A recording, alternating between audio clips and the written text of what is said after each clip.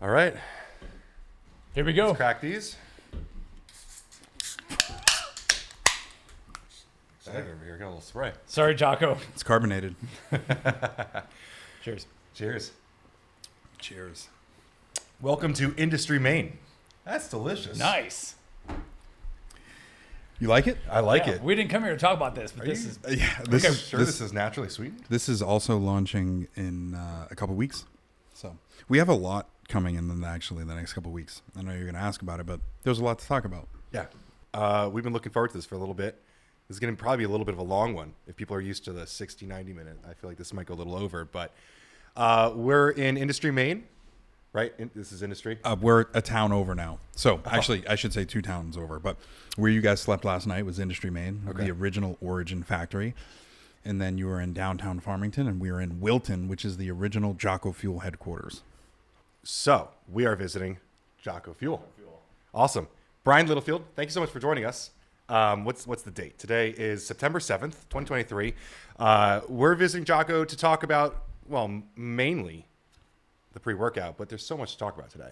There is. So let's get into it. Brian, what do you do for Jocko? Where are you from? How did you get into here? Let's get the intro.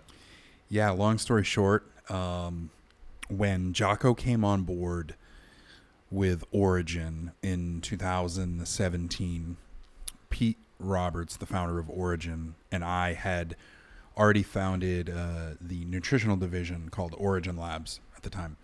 And we had bought a small supplement company that was focused predominantly in the jiu-jitsu community, very niche. And we rebranded everything and rolled with that for about a year, and then realized like we really need to, relaunch this thing the right way with better formulas and new packaging and just, do it the right way.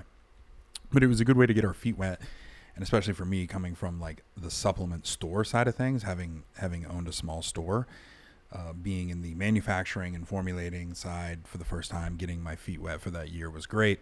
Jocko came on board in 2017. The timing was impeccable. He wanted to do a line the way we wanted to, which was like as transparent as absolutely possible, as clean in our definition as possible. And that's what we did. And we kicked it off in 2017, and it's been a rocket ship ever since. Mm-hmm. Now, Brian, I want to back things up a little bit because our demographic is supplement consumers. What is Origin? So go back a little bit further for us, please. So Origin, the former parent company, because the companies have since split, but the former parent company started in the Brazilian Jiu-Jitsu community with gis, which are basically the uniform or the kimono. And they were actually originally, when Pete and Dedeco, the founders of Origin, when they created Origin, it was focused around performance and changing the gi and the kimono more actually exclusively, and it was all imported. And then Pete was actually a really good Brazilian Jiu-Jitsu competitor, was competing in Abu Dhabi at the time, back when brown belts and black belts used to compete. And Pete was together, which is crazy. And as a brown belt, he was like doing damage in that black belt division, facing some of the best ever and doing really well. Ultimately, when he was over there, he saw his gis, or what he thought were his gi innovations, being ripped off. And so when he realized they were being ripped off, he, as a designer, because that's what he is in nature, he's a designer. And when he realized that, he literally on the plane ride home, he talks about it. He's just like, I'm either going to do this, I'm going to find a way to do this in the States, or I'm not going to do it at all. And he got home and he called up some friends and family, and they literally cut a couple acres of land in Industry, Maine, sawed out timber frames and built a post and beam, what would be the micro concept factory that would lead to what Origin is today, which is an onshoring movement that started with Brazilian Jiu-Jitsu and has come so far to the point where it's making all of its apparel, t-shirts, hoodies, blue jeans, work boots, hunting equipment, more training equipment with the RTX line. Basically, if you can think about it, for men, because it hasn't expanded into the women's world yet. But for men, Origin is basically making it with a 100% domestic supply chain. Incredible. So we'll put some B-roll up on this video here because we toured some of the facilities. You have some facilities here in Maine. You also have North Carolina. About how many jobs would you say you employ for Origin? Not talking about Jocko Fuel just yet. Yeah, somewhere north of 300 people. That's incredible. Probably just shy of 400. I think if you put it together, I think with Origin and Jocko Fuel combined, I think it's over 400. But a lot of those are in North Carolina with the expansion down there. Mm-hmm. With two facilities that ended up being, it was two factories getting merged into one as part of an acquisition. So, and then those were basically, white labeling facilities, like where people contract manufacturing. And so Origin bought those facilities and then turned them into manufacturing for Origin. It's really funny. We were watching just some of Origin content last night and finding a lot of parallels with supplements. So when it comes to owning your supply chain, manufacturing something actually unique and different, that's something that we see. I mean, we've talked a lot today about what you guys do and what other people do, and there's a lot of people who think they have this like revolutionary, innovative, special formula, and that's being white labeled for 4 other brands at the same time. Yeah, absolutely. I mean, I think in hindsight we should have had a microphone recording the entire last 5 or 6 hours, but. It's one of those things like when, on the Origin side of things, when Pete decided to bring things back to the United States, he originally was focused on changing the gi and the performance, like before the Made in the USA thing became a mission. And really what I would say is the mission. And that's because the gi itself had not been changed in like what he considers thousands of years. Basically, like the Japanese kimono forever has been the single panel giant cut because that's the material they had to work with, and nothing has changed since. So creating multi-panel, integrating performance fabrics, it could go on and on and on about the innovation. It's basically relating it to like a leather football helmet. If we were still playing in 2023 with leather football helmets, that's how it's looked at with other gis in the world right now, because none of them have changed. So it's interesting on the Origin side of things. On the Jocko Fuel side of things, we took the approach of like, we want to lead in certain areas, and one of those isn't like, we want to stand for innovation and we want to stand for efficacy, but we're not going to chase trends, and we're not going to try and chase as we talked about earlier, we're not going to try and chase the trademarked ingredient trend, like what's the next best trademark and then relaunch. Like, we don't hang our hat on trademarked ingredients or any particular ingredient or like anything that's going to be fleeting. We stand behind quality. We stand behind our reputation. We stand behind the trust that Jocko has built for himself that translates to the product. And, it was in a brainstorming marketing session. I said, I think at the beginning of this year, and it just kind of hit me, but it's true. And we've kind of held the terminology. It's people trust the brand because they trust the man. Mm-hmm. And when you have that powerful voice like Jocko, and it's not just like an influencer reputation. It's not just like not that there's anything wrong with like a gamer or a race car driver or a sports player. Like, those are all great. And, when you create a reputation, this dude is like Navy SEAL commanding officer, then went and taught the Navy SEALs afterwards, then went and started getting contracted to lead with Fortune 500 companies for their executive teams, then wrote a best-selling book that sold something like 10 million copies, then a top podcast, and then it just keeps going and going and going, and a family man. And it's just like, most people are stoked to achieve any one of those individual things, and he's just like checking off boxes. So integrity is part of like his brand. That's the brand. It's trust, transparency, integrity, and of course discipline.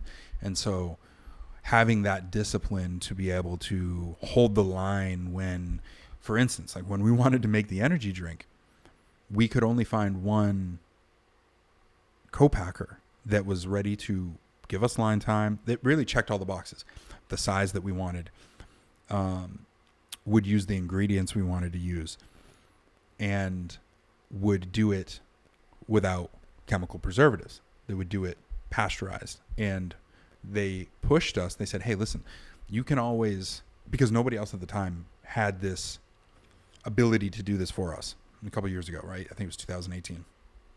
And nobody had the ability to do everything that we wanted to do with the product. And we waited 9 months for the pasteurization tunnels to get installed, even though they were like, hey, we can put you on, we can use the sorbates and benzoates, you can change later, you can, and we said no, like we're gonna wait and we're gonna hold the line. And that's what we did. And that's just part of that being disciplined, that's gonna represent the brand. If there's anything that I picked up, it feels crazy this has been one day really, but if there's anything I picked up today, is that you guys are willing and happy to be in your own like little place. Like up here in Maine, you're kind of removed from everything, but metaphorically, you're kind of removed from the industry. You have like your head screwed on straight, and you know where you're going, and you know what you're doing, and you're willing to like pursue that. And it's wild to me because you owned a store, and you come from supplements, but understanding manufacturing of these, especially like cans, especially foods and beverages, like that is a whole nother skill set other than just, most kids on TikTok today would tell you they could formulate a pre-workout and they'd be probably pretty close. But like understanding just what you're talking about, chemical preservatives, getting line time before you mentioned like aseptic lines for protein, like there's a lot of nuances that like no one probably knows the words I just said that's watching. So it's impressive that you guys have been able to pick all that up. Yeah. So it's there's a couple things to unpack there of what you said, but you're right. We are in like our own bubble, which is kind of nice. Like at first you kind of look at it, you're like, oh, these guys are secluded up there. They're like living in their own world or whatever. But at the end of the day, like that's been a benefit to us more than a detriment. It keeps us focused on what we're doing. We don't get distracted. We don't get pulled into the mix of with other companies. We don't go to too many industry events. We literally just do what we do.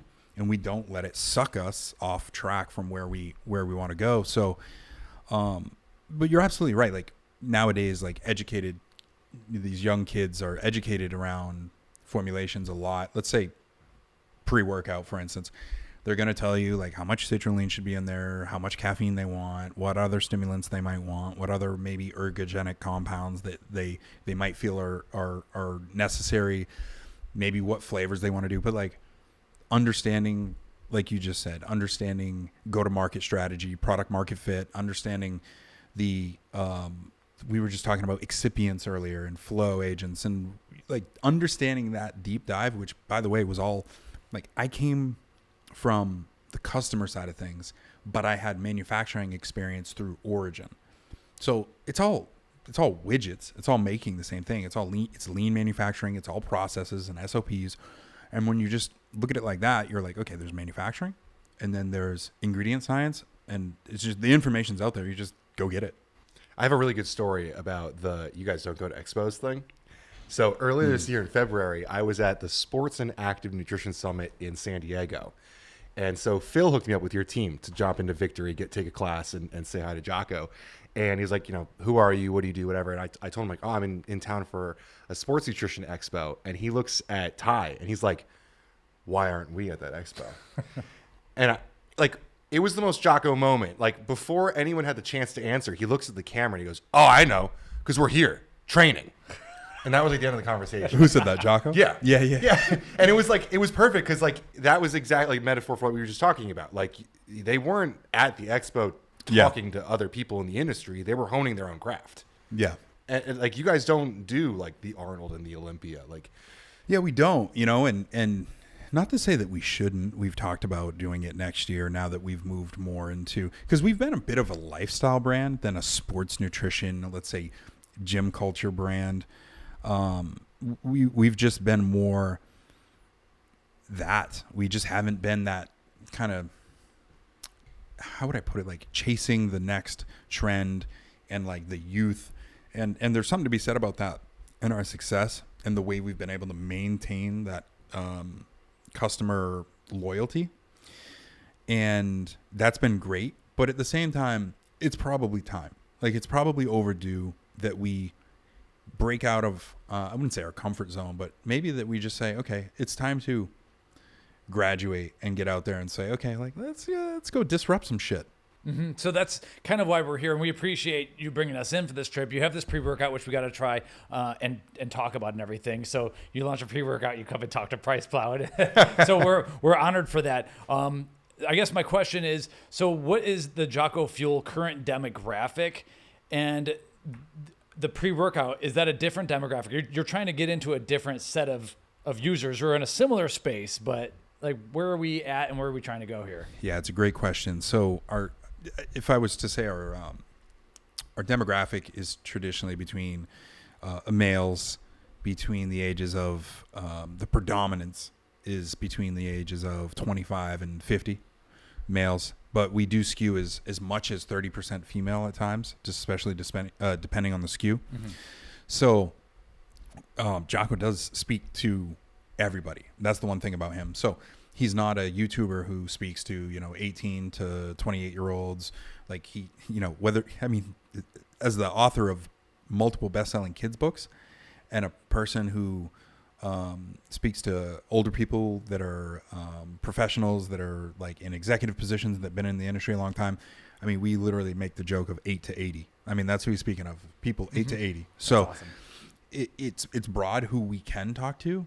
So what we really try and do, and what I try and do a lot of as someone who's now head of product, having stepped down from the role of operations after the last few years, I focus on what the customer wants and our customer, not like the broad customer or, hey, I see this emerging market. That's not what I'm saying. But our customer has been getting louder and louder about wanting a more gym focused pre-workout.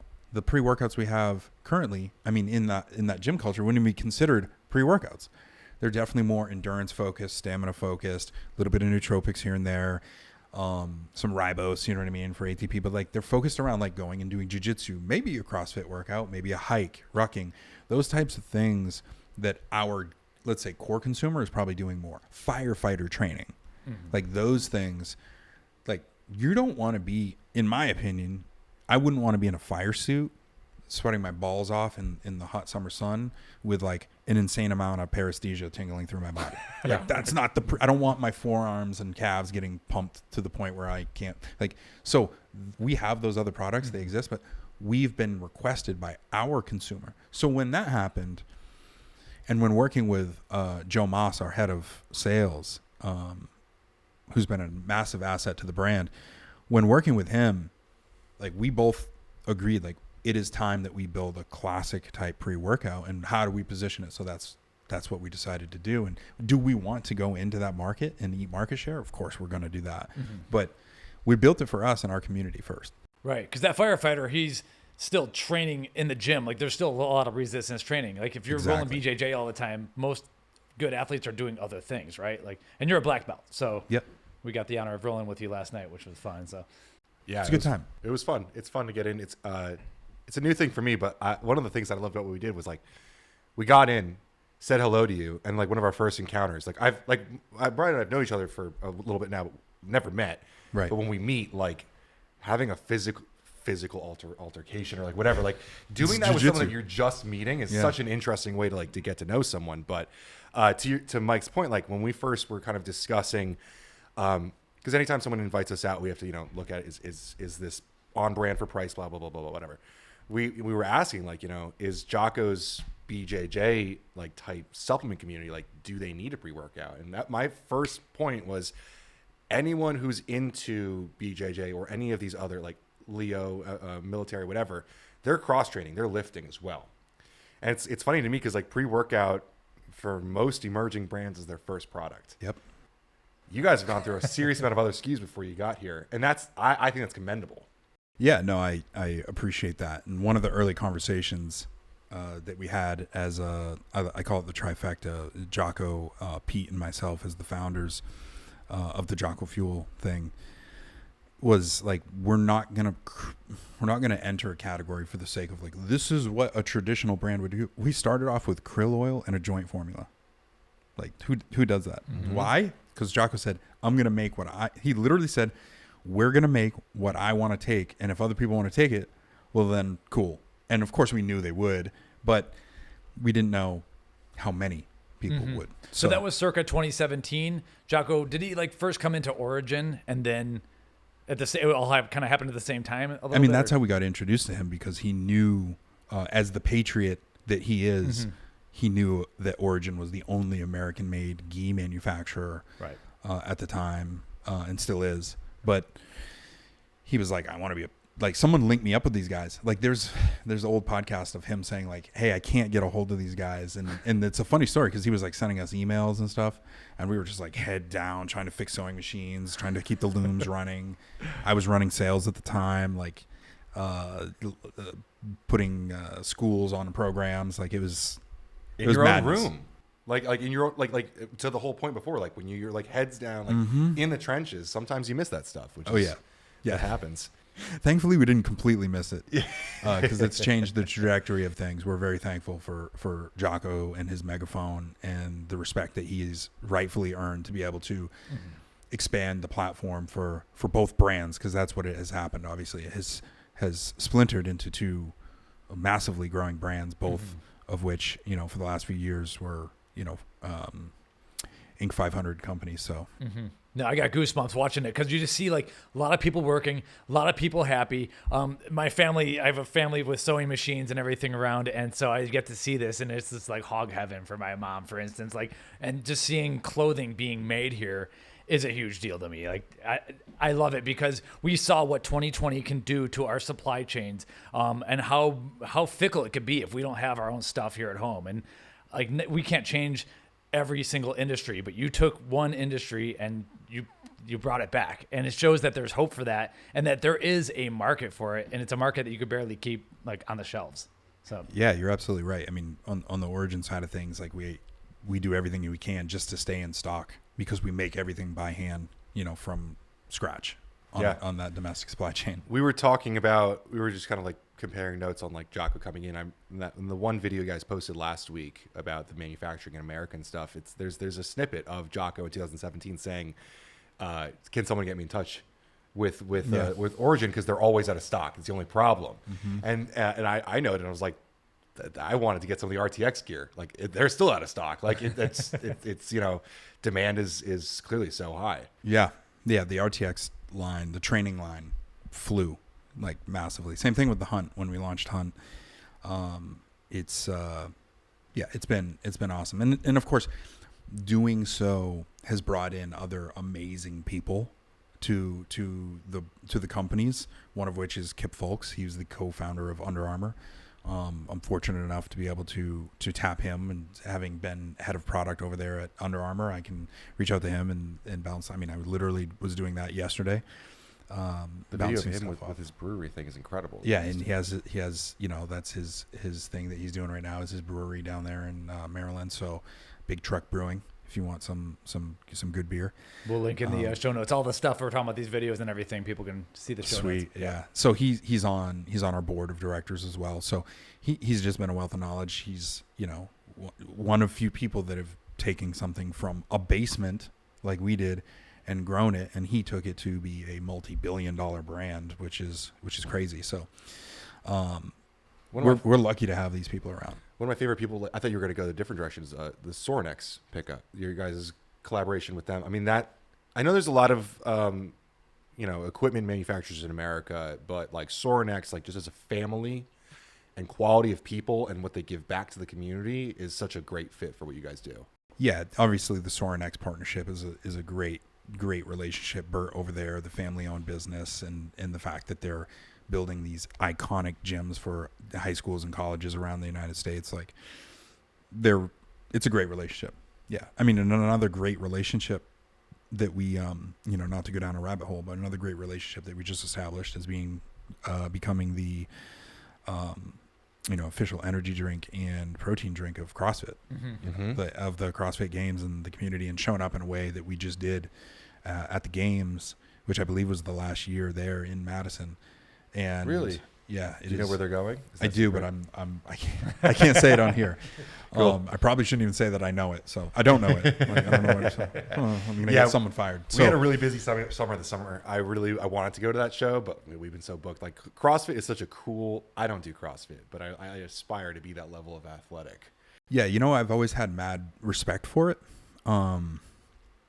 But after going to the games and meeting the athletes and seeing that stuff in person, I really do get the whole fittest person on earth claim. Like it is legit. Are there a lot of functional movements that I'm like, I'm not doing that? Absolutely. Yeah. But the community was incredible.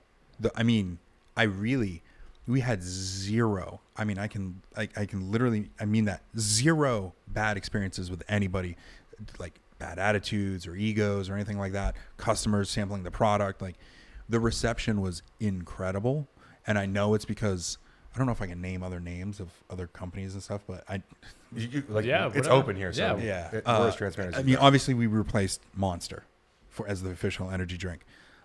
Really? Dare I say that? I didn't know that they had that partnership. Yeah. I would never have expected that for CrossFit. And that's why. It makes Yeah. sense. It just wasn't a good fit. Like I thought maybe Fit Aid.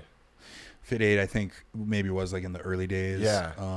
And some other brands that have had their presence in CrossFit. And, it was one of those things where Dave Castro, who's a former SEAL himself, who's like one of the OGs in CrossFit, pretty much the OG in CrossFit, outside of the old founder, is buddies with Jocko, and as a former SEAL, like it just made complete sense. And then, we have, I don't know what I would call him, but he's a great friend of ours now, and I would say an advocate for us, which is Jason Kalipa, former, CrossFit Games champion. So we've just got so much synergy with them in that community. And we didn't know how it was going to be received because, it can be somewhat polarizing of a sport. When we announced it, and then when we went, we were like, holy, like this made all the sense in the world. And that's like the biggest partnership we've done to date. That's a big one. Like I didn't know how big CrossFit was until I got the list of like they used to be boxes, now they're gyms, until I got the list of like all the gyms and all the participants and the demographics. I'm like, this is massive. Mm-hmm. Like massive. So it's been an incredible partnership so far. Yeah, I think CrossFit had like the hockey stick through the 2010s and everything. And then, so there's a little bit less noise in like the rest of the world. It's no longer controversial. Bodybuilding versus CrossFit was like a big YouTube video, for instance. Now it's just, maybe it's like slightly leveled off or the growth has slowed, but it's still huge. It hasn't shrunk. It just went fast and now it's just maintained. And the growth rate, it's interesting because I looked at the growth rates. The growth rates have slowed, but if you still compare it to like some traditional sports, it's still exceeding by percentage year over year. It just, it did that hockey stick. And, but it's still growing. Like the amount of gyms that are opening up, I think in like the next year is pretty astounding. I'm like, wow, that's awesome. It's marketable. There's style to it. There's personalities. I see a lot of parallels with it. Mike always makes parallels with jiu-jitsu, just in terms of like community and marketability and like, obviously personalities and influencers and brands. It's super marketable. There's also the team aspect. Like when you have the gym culture, like a lot of the gym culture mentality is like, I'm going in with my headphones on, I'm head down, I'm doing my thing. And that's awesome. I used to be heavily in that before I got into jiu-jitsu. But CrossFit is like, you're doing team workouts, you're doing programs, so there's a lot of camaraderie there. And that goes a long way for keeping people consistent. There's also a lot of positivity to it. Like you're building something. When I was a powerlifter, I was like bodybuilding before. I was just lifting heavy. Like there's a negativity to it. Like there's like a at least for a lot of what I see, like a darkness to it, like going in and like breaking down the muscle and everything. But like you go to a CrossFit gym and you're training with other people and pushing each other and having fun and laughing about it, I couldn't agree more. Yeah. It's, although I'm not laughing doing burpees, so I'm not going to do some of the stuff, but no, burpees suck. Yeah. You want to throw some pre-workout in? Let's do it. Yeah. So let's taste it. That's why we're here. So we never mentioned it for the auto feed listeners. We cracked open Jocko Fuel Go, and this is the new blue raspberry flavor. Yeah, so dude, I've already finished this can. This is fantastic. And one of the topics we're going to talk about here is the use of natural sweeteners. You've already talked about there's no potassium sorbate in here, or is any this of those. a printed can? I'm sorry. Printed. Oh, so you're we've transitioned to printed cans. Well, I do have to correct you because your older ones were printed. There was just a sleeve over the print, right? Yeah. So, and that's a whole story. And I was gonna go into that, but I didn't want to derail the conversation. But you mentioned the supply chain constraints around origin and what we felt on the Jocko Fuel side of things, because we try to make as much as we can on the Jocko Fuel side of things, in like we're about to launch our apparel line made in America, and on the Jocko Fuel side, and using a number of origin pieces, but some others as well that we've sourced. We try and do what we can on the supplement side, but as everybody knows, like the majority of raw materials are coming from Asia, so it's like it's pretty hard. We had a situation, and not to go down a rabbit hole, but we had a situation with cans in the middle of COVID where there was no aluminum in the United States to source. We were getting American-made printed cans because that was our objective, and they cut us off totally, gone. And so we were like, what do we do? And so we had to import cans for a period of time, and we had to order a lot of them. And we ended up having cans that were like no longer up to date from an artwork perspective. So we're sitting on millions of cans, and we're like, what do we do with them? Do we scrap them and send them to the scrapyard, or do we overshrink them? And so we shrunk them, and we ran through them, and that was it. But you know, like every once in a while someone would see it and peel it back and be like, what, this is but at the end of the day, like, and that's part of just making that conscious decision of just saying, like, we didn't think it was a significant enough issue. We thought we were, if anything, we were being more sustainable than just chucking them into the into nowhere and getting recycled. I think we all know what that means nowadays. But I like that you, for the record, he air quoted that recycled word. I like that your new printed cans are gloss. Most of the time you see printed cans, I was kind of like reaching behind me. You have like a very like matte look to it. We did a matte early on. So this is a sleeve too. So right? so some things that you learn along the way. When matte cans are flowing through the line, they tend to, as you would imagine, but you would never think about it before, if you've never done this before, they rub and they stick because they're not gloss. But when they're gloss, they flow against each other more easily.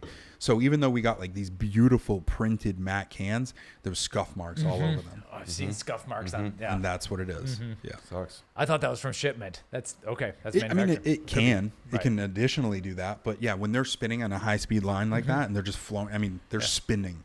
And when they're doing that and they're rubbing against each other, the matte is just, it's no good. So aesthetically, in a perfect scenario, we'd prefer matte, but we transitioned to gloss for a couple of reasons. Yeah, let's get this pre-workout going while Ben mixes this up. What I love about this is the energy drink we just had, 95 milligrams of caffeine, which enables all of us to do pretty much a full serving of pre-workout while we're drinking energy drink too. So or drink 6 cans in a day. Yeah. So I'm the one who's always smelling the tubs as we open it. The smell coming. This is the Nitro Pop. Nitro Pop flavor. Yeah. Rocket Pop. Can't Bomb say that Pop. word. I'm sorry. Can't say that word. You'll get sued. What's the bomb? The bomb. Yeah. The smell is absolutely incredible. Like the natural flavoring to me is just it brings such a better experience. Here we go. We got to have the talk. And I see people still using Bomb Pop on their labels. I'm like, you're brave. Yeah, they'll come for you. Brave. Cheers. Cheers. Thanks for having us here.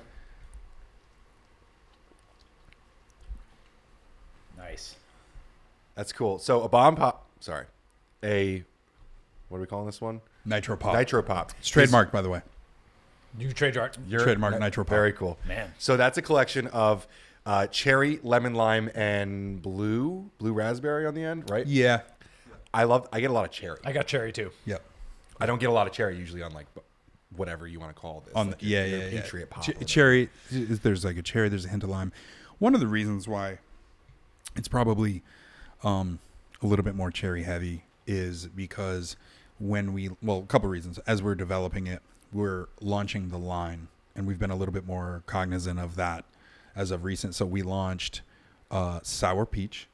So we're launching, I should say. Launching has been a while in the making. Sour peach, sour grape, blue raspberry, and the Nitro Pop. So with the Nitro Pop being, we wanted to differentiate it a little bit. Move the flavor, skew the flavor a little bit in the way of one of those three, and then move it a little bit. I also can tell how unique. I can tell how you use the flavors to cover up dynamine in there. There's Yes. a little bit of dynamine in here, and we're going to talk about flavor for a bit. I think in a second. I think we probably want to get to the actives first, but the actives in here create a very fun flavor system that you have to then work with, not really fight, but create something alongside. And you do that with your hands tied behind your back because you stick to natural sweeteners and flavoring. So you did an incredible job. I don't think I actually said, like, this tastes great, especially for what it is. Yeah. But not everything in here tastes amazing for the record, for whatever people are going to like expect if you're flavoring. Like, it's going to be hard. The raws, you mean? Yes. Yeah. Like caffeine, we've been saying a lot recently. We take it super for granted how bad caffeine tastes because pre-workouts taste awesome these days. Caffeine alone, never mind the other ingredients, but caffeine alone doesn't taste good. No. It's not easy to mask. Right. We've just gotten good at it because it out of necessity. But yeah, and I actually find like a synthetic anhydrous is easier to mask than like a natural caffeine from coffee bean or from tea, and ours being from coffee bean. Mm-hmm. Should we roll through this label right now? Yeah, let's talk about the actives. So talk about what is the objective of the pre-workout. I mean, I think you kind of touched on that. But yeah, I think that's important because nowadays, like, everybody's so educated. Like, this isn't like our Time War product where I need to like go. I mean, we're going to talk about the ingredients and the science and stuff, but like, really, it's a pre-workout. If they're listening to your channel, they probably have an idea of what they're doing. Yeah. So that said, it is, as I mentioned to you guys before, it is meant to be like, we want to replace your staple pre-workout. We want it to be your daily driver, the consistent product that you always fall back to. Yeah, maybe you're like, oh, I'm going to go try this boutique one with a crazy amount of like these new stimulants, or hey, like there's this new pre that came out with 47 different trademarked ingredients. Listen, go play with that. Have fun with it. But when you are ready, come back home, because this is where we want you to live. And, you know, so there's those products are in the marketplace right now. And, you know, I even have my old assistant who used to be downstairs with me. Her name's Erica. And she had her pro card. And the one we met this morning? No. Oh, I'm no. sorry. She's in North Carolina now. Okay. But she was my assistant here when I was running all of operations. And she's a savage. And she would like hide different pre-workouts under her desk because we didn't have one. I was like, you know, I'm not going to hold it against her. But even her, who's educated, who's like a hardcore twice a day in the gym before and after work, sorry. Her like fallback pre wasn't even that good. Like her staple pre, it was just comfortable. It was just like, oh, this has been around forever. It's comfortable. And so it's like, I know which one. yeah, you probably do. It's like the #1 selling pre-workout in the world. So that said, we want to step in and we want to eat some of that market share. And we want to do it how? By creating a better experience, by doing it more naturally. Again, everybody has their own definition of clean. It's not regulated, but in our definition, it's cleaner. And it's also fully transparent, right? No proprietary blend. All right, do we have the launch date nailed down? A little bit of... So right now is September 7th. I think we're pretty close. At some point, we're going to need to leak this label, so let's just rock through it and publish it at the right time. Well, yeah, I think the point of this podcast was to make something that we could share. So maybe we should have him roll through the subfacts panel. Let me just a lot of times it's me reading it, and that's not as cool as having the... Yeah. I pull up the notes from my team to make sure I'm not releasing the wrong date. My understanding is it's on the 15th, so it's a week from tomorrow. Awesome. Very cool. And there's some partnerships for this launch too. I want to get back into the formula, but before we start that, you guys are mentioning a certain store that's going to be leaning in with it. Or maybe we launch that. We talk about that later. Yeah, no, I mean the exclusive flavor, which we're sampling right now, Nitro Pop. This is going to be they're taking the whole line, the 4 flavors, but this exclusive flavor is to Vitamin Shoppe. Vitamin Shoppe. Awesome. We launched into Vitamin Shoppe in February of 2020, and then COVID hit in March. And as the #1 new brand of the year in 2020, as the battle of the brands brand of the year this year, we've continued to build an amazing partnership with Vitamin Shoppe, and they have a great team over there. We've grown together, and we have a lot of good things to come. And you know, I would actually say, if there's any retailers listening to this, you should take notice, because like a lot of people, I don't know if we should talk about this, but you had mentioned, I won't mention who, but you had mentioned that there's a retailer that maybe thought that we didn't drive foot traffic. And I find that impossible to believe, just given that Jocko can send 1 million people basically anywhere, like off a cliff, and they'll follow.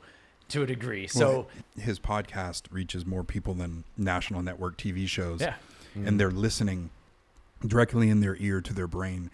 And I mean, literally, and it's direct to the brain. And he's giving them a value-added message that's benefiting their life on a weekly basis. And he's committing the time to write and prepare for the podcast. And he's doing 3 to 4 hours, and people are listening. Millions of people are listening to it. So when he asks for a small favor, people clear the shelves. I want to talk about the Battle of the Brands thing for a second, because you guys, the Battle of the Brands is a very controversial topic that I've weighed in heavily on. Little known fact, I was like back in the day, I was at a brand and we were very active in contests, and I was around when they had come up with the idea, and we've seen it kind of grow, and there's been some controversial years with alleged cheating and all sorts of stuff. But this year, like, all of the, mainstream exciting young brands got cut out, and Jocko came out on top. And there were some naysayers, because Jocko, again, is in industry main, and they keep to themselves, and they don't go to the expos, and they don't interface with these brands who were expected to drive tons of clicks. But I was super proud that you guys pulled it out, because I think you're super underrated in your consumption and in your following, and people don't realize, like, people think about sports nutrition, they think about meatheads in the gym, they don't think about what Jocko's brand has done for people's livelihood and health. Yeah, and that's where I was talking about earlier about the lifestyle consumer. Yeah. And we, having previously came from that meathead gym culture world, we, like, even, I don't like to name names, but I'm going to do it right now anyway. Another brand that was kind of looked at like that years ago that I don't think really got the respect they earned. Now they've gone down a random weird path since, but they emerged heavily, but were never, in my opinion, accepted well into that gym culture world, was On It. I felt like they were looked at as a lifestyle brand, and it's very niche, and they have these, nobody was really doing nootropic stuff. And it was just this comedian with the podcast who now has the biggest show in the world. So like, I look at it kind of like that, whereas the one thing I will say is they never decided, hey, we're going to go into that gym culture, we're going to penetrate, we're going to eat market share, which is what we're deciding to do. They kind of just stayed in that world. So I look at it in a way similar to like that. I don't know what you guys think, but That's an incredible comparison. Yeah. We have a little bit of a key in. We know some people who've been on the inside there. I think probably the point where they got into a weird direction where they got misunderstood was when they started making toothpaste. But I didn't even know that, actually. But I should know fact check that. I'm pretty sure they made some of the other products, yeah, like where they were just off the rails a little bit. And listen, I get it. Lifestyle though. But that's the key, is like lifestyle, and they focused and they went all in on lifestyle. And not to say we're abandoning that's for sure. But we have been put, I guess that we've been, from that gym culture world, we've been put in this box like, oh, that's the Jocko Fuel stuff. The thing that's funny is that they can never talk shit about Jocko though. They can't talk shit about Jocko. Why? Because the dude gets up at 4:30 every morning and gets after it. He squats. He does deads. He's like throwing shit around first thing in the morning, every single morning. I mean, and people always ask me, they're like, is he really like that? Is he intense in person? I'm like, bro, he is as like that as you could imagine. That there is no such thing as a persona with him. Like, it's just who the fuck he is. That's just who he is. And that's why it's so authentic. And so he lives the lifestyle. He consumes the product. He is a meathead. Like, he is literally throwing heavy weight around all the time. Like, no, he's not going to go flex in a mirror because he doesn't give a shit. But he is going to, like, lift heavy shit and put it back down. And then he's going to go choke people out in the evening at jiu-jitsu. But he's also a surfer. It's like, does he got some of that vibe too? Yeah. I gave Mike this take. This is my take on Jocko. I think if you watch enough of his content, you'll find it. But in my opinion, especially through the business side, you don't see enough of that other side of the balance. Like, when I met him, I was like, he is a California surfer. Like, he does play guitar with people. Like, he has a softer side. And it's, when you see like you look at the back of the bags of protein, like 4:23 a.m. Like, it is super hardcore and gritty, and everyone wants to be that.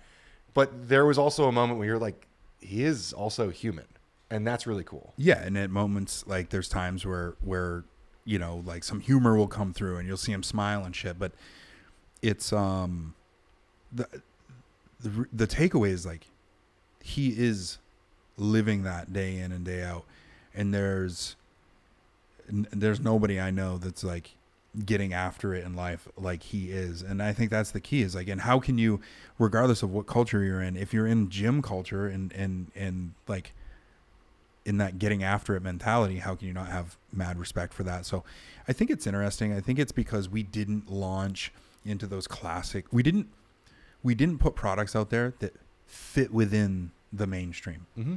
That's what really got us like looked at as different.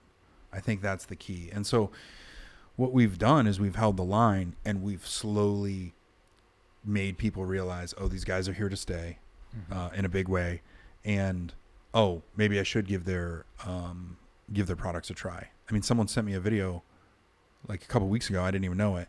And it was before he launched his own thing, but it was like C-Bum drinking the pink mist. Cool. And Nice. I'm like, and he was explaining why he liked it. He's like, because it's not a pre-workout. It's just something so I can have a little bit of extra energy through the day. Low caffeine. Yeah. He's a fan of low caffeine, Yeah. especially so. I love it because you see a lot of like celebrities come in like, I want to make money, launch a brand, pre-workout first. Like clearly not what happened. Yeah. Jocko's like, I need a joint supplement. I'm getting after it hard, and we're not getting any younger. So then you launch a krill oil and everything. At what point did it start getting really serious where you're doing a lot of product development? You need to just drop out of Origin. Like what products came next? Yeah, so it was product development and it was operations. Like I said, I literally, because we were this young, scrappy company, and Pete and I are both like that. They're like these young, we're just like scrappy entrepreneurs. We're not big corporate, like guys. That's not our background, and that's not our skill set. Mm-hmm. So it was like, hey, we're gonna be all roles that we need to be to succeed. And so it was like eventually like chunking away pieces. I mean, the first thing we chunked away was we hired a CFO, and that was so uncomfortable for us, but we did it, and it was the best thing we ever did. We still have him. His name's Don Miller, and he's a fucking rock star. And like, boom, that's off the table. So now I can focus on this. So it was like slowly getting to a point. Like I didn't take on product exclusively until, January of 21. Oh, okay. That was when I was like, but I was still doing it while, running the business, essentially managing operations and fulfillment and purchasing and quality and everything else. So we stayed very small. I broke away from Origin because out of necessity, I think it was 2018. Okay. And I asked a question, but I think we probably should get to the label of the pre-workout. We should. Yeah, let's run. I do have beta alanine tingles there, so if I didn't know the label, I would have been like, all right, there's clearly beta alanine in here.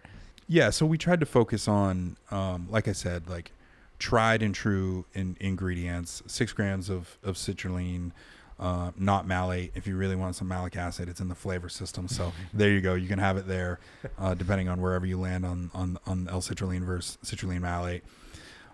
It's not bonded anyway. There is no citrulline malate out there.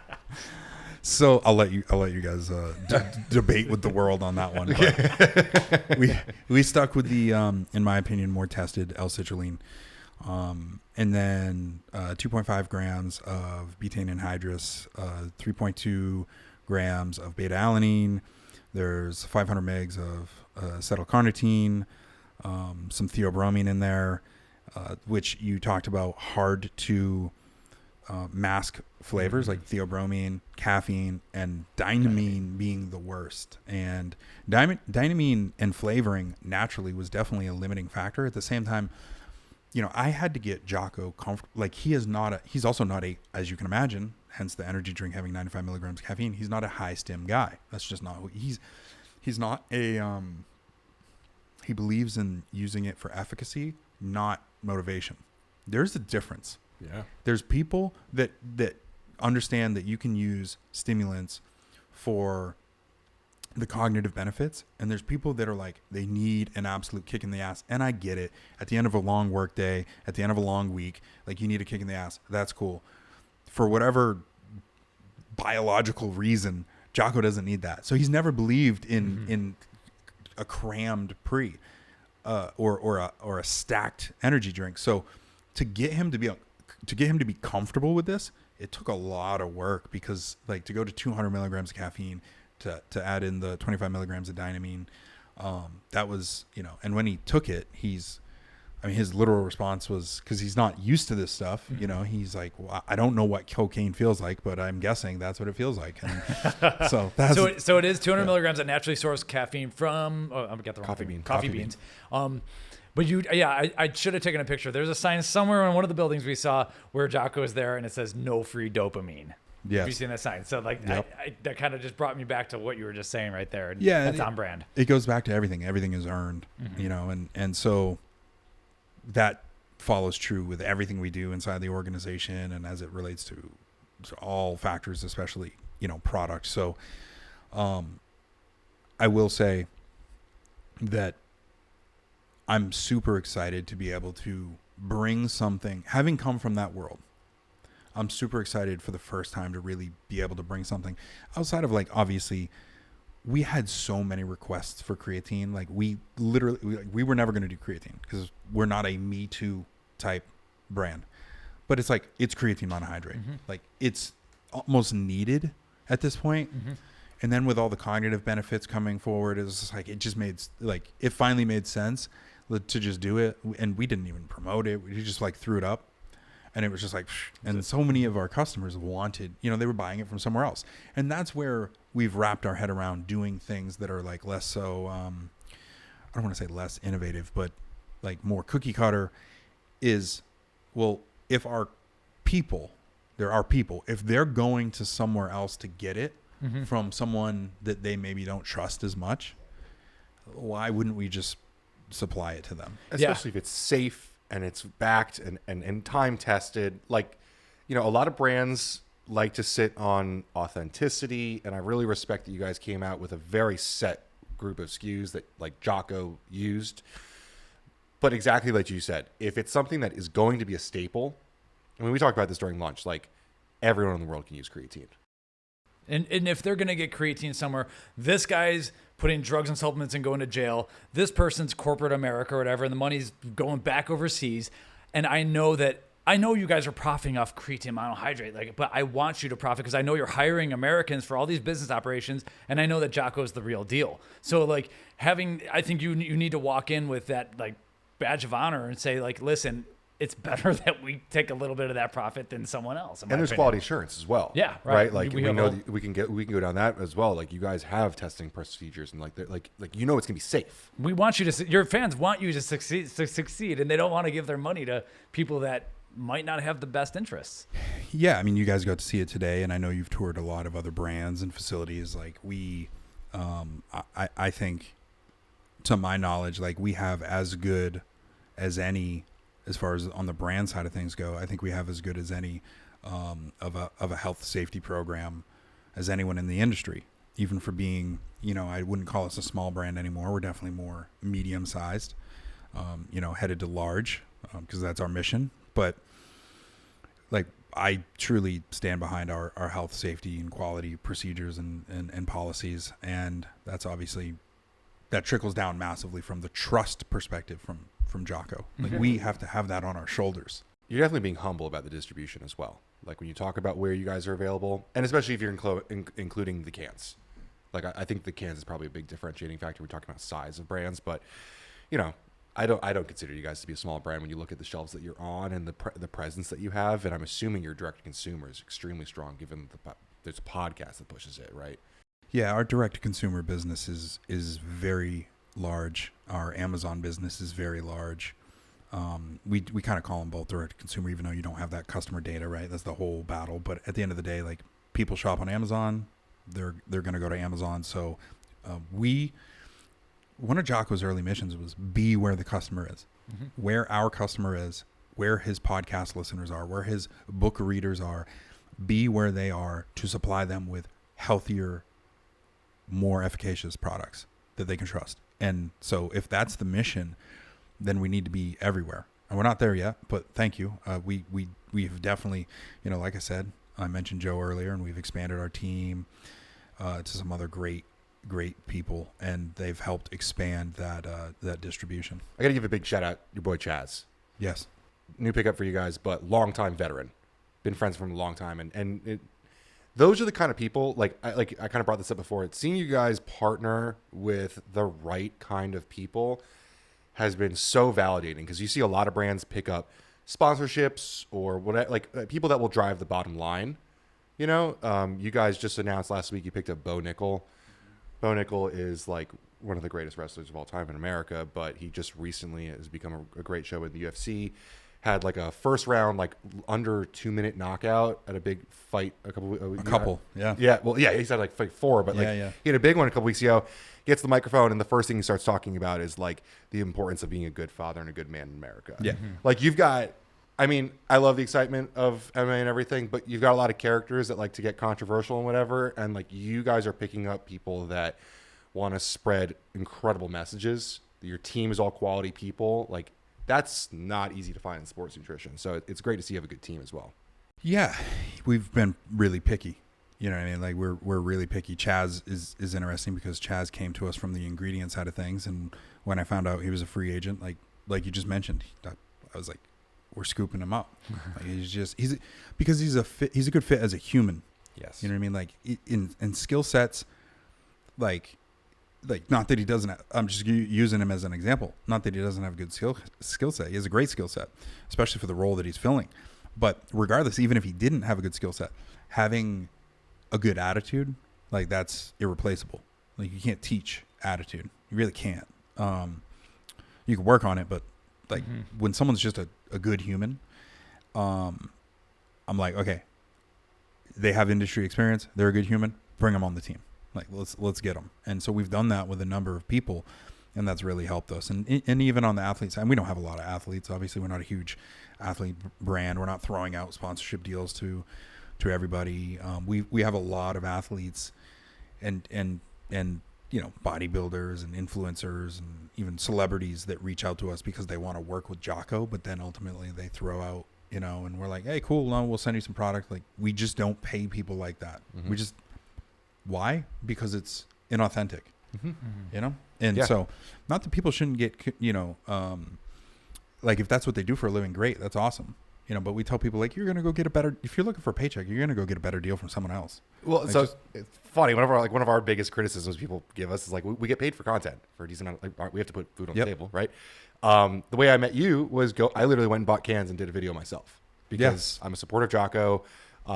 We rarely talk about natural, flavoring and all that. And it's like, why not? Why not get out there? And it was, you guys are, I consider you to be a large company. Like, I didn't get right on your Rolodex right off the bat, but it's like, hey, this is a video, and you start to nurture a relationship. And it's not just like, hey, give us a sponsorship. Like it's similar to like athletes or anything like that. We see it all the time. People just DMing a company like, here, give me a sponsorship and I'll post your stuff. It's got to be more than that these days. It has to be authentic. Yeah, the customer, much like the consumers, have been smart about ingredients now, especially in that culture. They're getting smart about like, this person's just a paid actor, right? So we definitely take when someone comes to us and we have some really big names right now that are coming to us because they are fans of Jocko, and now they know what Jocko is doing and that level of like transparency and discipline and quality that we adhere to. They want to be involved. And these people that would normally be exorbitant amounts of money are just like, no, I just want to be a part of the team because this is something I can get behind, because in this space, as you know, there's a lot of shady shit, and it's like, it has a reputation. So unless you get in with someone that you can really like, think about it, like take home to your mother, then do you really want to partner with a brand? Or are you going to be known as that person that like hops around from brand to brand to brand? I think these last few years, we've realized how important it is to find your tribe of people. And in BJJ, you already kind of have that tribe. And like I talked to Ben about it last night. Like it's awesome to just physically, I'm sitting at a computer all day long. So like physically being able to engage with a bunch of dudes is like something that is primal in us and that we need. And even if we're online, it's still awesome to be part of the tribe who's doing the same things that you believe in and everything. So it's not even surprising at all that you have people that want to be part of this. Yeah. I mean, and again, back to the head down, staying in your little bubble. Unless people are going to try and fight their way into our bubble, we're not out like with, feelers, like trying to pull people in. So it's cool. It's a good place to be. We're happy about it. And we're just going to keep riding the roller coaster. So let's dive a little deeper. The people that watch our stuff are familiar. Like we talk a lot about ingredients. And one of my favorite things about Brian is that if you watch his content, whether it's his Instagram or it's more Jocko stuff, like if someone asks you a question, you come with the receipts. Like you cite studies. You'll literally post on the video like a screenshot of the abstract, or so people can find it. Like I don't know where we can jump in on this, but like, well, I mean, you just mentioned it. So one of the goals of ours was anytime we're going to launch a product, there's going to be some piece of clinical literature that is attached to that. Now, we obviously try and like look at the hierarchy of science. So is there a meta-analysis? Is there a gold standard study done? Is it, all the way down to something that's observational, or maybe if it's done in rodents and insects or something. But where I'm going with that is, this is from a macro perspective. I'm talking to the industry that knows. I understand that, but I think it's important to mention, like, we don't have. I've seen some videos recently that have come out that have been like, the big nutraceutical industry is like, on par with the pharmaceutical industry. I'm like, you're out of your fucking minds. If you think that we have the disposable income and the funding to fund the clinical studies and to push shit through the government like big pharma, you're missing many zeros and commas, people.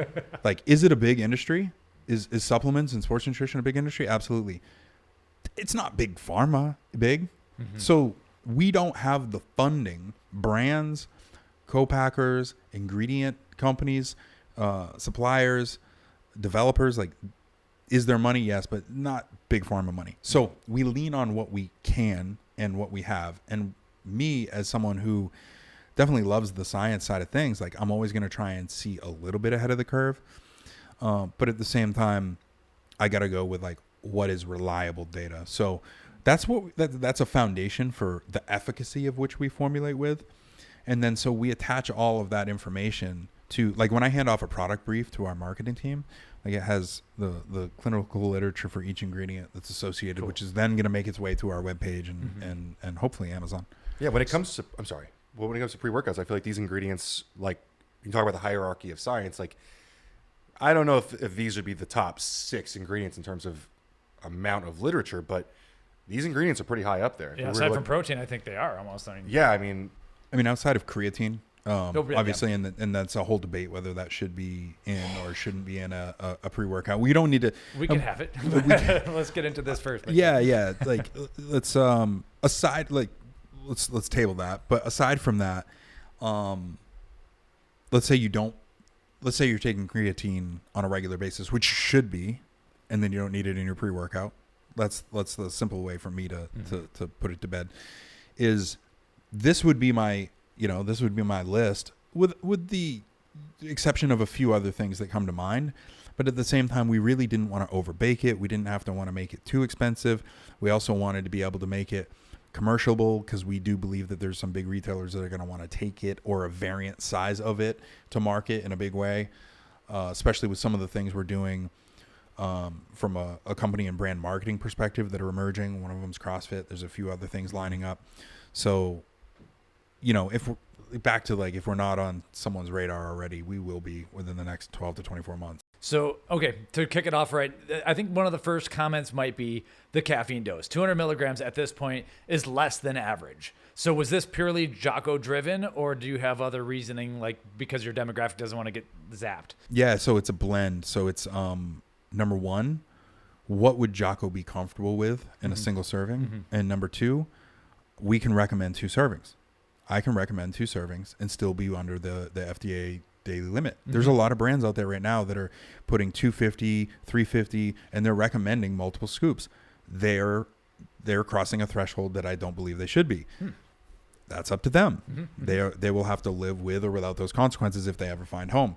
But at the end of the day, I'm going to follow the guidelines. Why? Because that is our brand standard, period. So we push to the limit of what it can be. And if someone really wants 400 milligrams of caffeine, 50 milligrams of dynamine, 6,400 milligrams of beta-alanine, 12 grams of citrulline, and a double scoop, fucking hammer it. That's actually a legit dose, because that's like where citrulline kind of tops out, and then that's where that's the caffeine safety limit. That makes sense. Yeah. And then beta-alanine, there is some additional research on 6.4 grams too. So if people want to get after it, they can. And it's not a 20, it's a 30 serving tub. Yes. So if somebody wants to double scoop it and that's what they need, let's say they're getting 3 to 4 hard workouts in a week. I don't know. Maybe it's the perfect fit for them if they need a double scoop. It's even better if they need a single scoop. The 30 serving thing is a big differentiator in this industry. There's a lot of people who are like, I want 30 servings of everything. But like for me, I don't think you should be training 7 days a week. And at least I don't think that you should be weight training in a high intensity fashion where this is like applicable 7 days a week. Maybe you're hitting some conditioning, you're hitting jiu-jitsu or something, supplementing with that. But I probably wouldn't take this. But I'm not using that product for that. Exactly. And I would agree with you. I think if you're structuring your sessions appropriately in a week, and listen, there's always going to be the guys out there that are like, I hit the gym hard 7 days a week or 5 days a week. I think that's awesome. If your body loves that and that's for you, cool. I think the average person, and the data shows, with the number of sets and reps that you need to hit to stimulate hypertrophy at an optimal level, you do not need to be in the gym 5, 6, 7 days a week. You just on a heavy lift. You want to be hitting cardio. You want to be doing some endurance-based stuff. You want to just be there to be there. Cool. But do you need to be pumped and stemmed out of your mind 5, 6, 7 days a week? I don't think so. But hey, to each their own. Yeah. So, why do you hate sucralose so much? Yeah. So one of the standards that we established early on with Jocko was he wanted to keep it as natural as possible. So at that time, back in 2017, really the only options were stevia and monk fruit. Outside of sugar alcohols, depending on how you feel with that, but we've always stayed away from sugar alcohols because it wasn't really our thing. I'd take it or leave it. So it was like monk fruit, stevia, or some form of like sugar or honey or agave, and he didn't want sugars. So it kind of gave us two choices. So I preferred monk fruit at the time with the different mongroside contents, many of which ours uses 50%. And so at that time, that's what we chose. And all of our early products were sweetened exclusively with monk fruit. That was hard. That was really hard. Price-wise? Because price-wise, the flavor itself is, the sweetness flavor of monk fruit is good, but it's not fully rounded to mask a lot of active flavors. So it had its limitations. Then came allulose in a more commercialized way, and then Reb M from sugarcane. And it also sort of backstories into the Brazil sourced, That's cool. With Brazilian jiu-jitsu in our roots and heritage. So it just kind of it was cool to pull in and experiment with. And it was recommended to me by some industry friends. And so we pulled it in the lab, we played with it. I was like, yeah, this stuff's pretty good. Especially when combined with monk fruit. What we've really found, and not that I want to give everybody the secret, in my opinion, to and this product doesn't necessarily use it like we have some other products, but for me the trifecta is Reb M in a particular ratio is Reb M, monk fruit, and allulose, and that really makes up for the need to use the ACEs and the sucralose and those other artificial sweeteners. We're freely drinking the pre-workout in the can here. I'm not wincing sipping this, I think your early cans. Oh, they were rough. It's no, they were rough. Straight up. You're I want to support Jocko. Yeah, I'm drinking this. I know thing. it's healthier. I know it's better for me. Yeah. I understand. I still want to get you on quoted with talking about the sucralose part, but like I understand. I'm gonna get ripped up, but I just know I want to get into it because I think you have a great argument for it. I want that to be part of the concept. Let's do it. But like one of the things that I have felt over the last years, like and I'm very into like commercialized foods. Like I think it has to happen, but like I try to simplify my nutrition, right? Like I'm not too worried about GMOs and processed foods, but I try to have as few ingredients as possible, and I try to have them as whole food as possible, as close to the earth as possible. And like even like with pre-workout and supplements, people might think that I take 75 supplements a day, like I used to, because I was super into the technology and the information. And then eventually I was like, I want to simplify this all to a point where I know every single thing that I'm taking. And that's where I've really gotten into Jocko's products, is they're all simple. They're all straight to the point. I don't have, other than your Time War. Time War is not simple at all.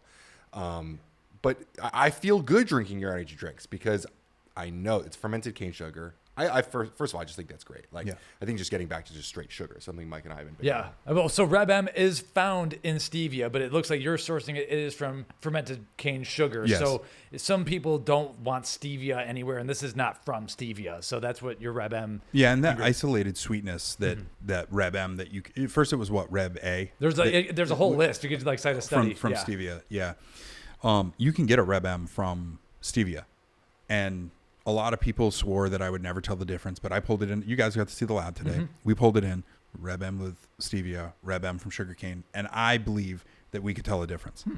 So we were, and I believe it was better. Mm-hmm. So I was like, okay, this is great. We got to go back to the lab and try it now. Yeah, if I still have some, it's old and probably expired, but the stevia. But at that point when we were testing that, we, made that conscious decision. And that was a big one for us because our customers knew us for monk fruit only. That was our thing. And they were willing to sacrifice flavor. They were willing to sacrifice taste. And I wrote up a whole thing that was distributed to like all of our customers. It shipped in packages. It went out in emails. And I was like, listen, like, here's why we are going to support including this. And I don't think we had a single piece of lashback, not a single customer complaint. Was this the recent reformulation on the cans, or was this previous to before that?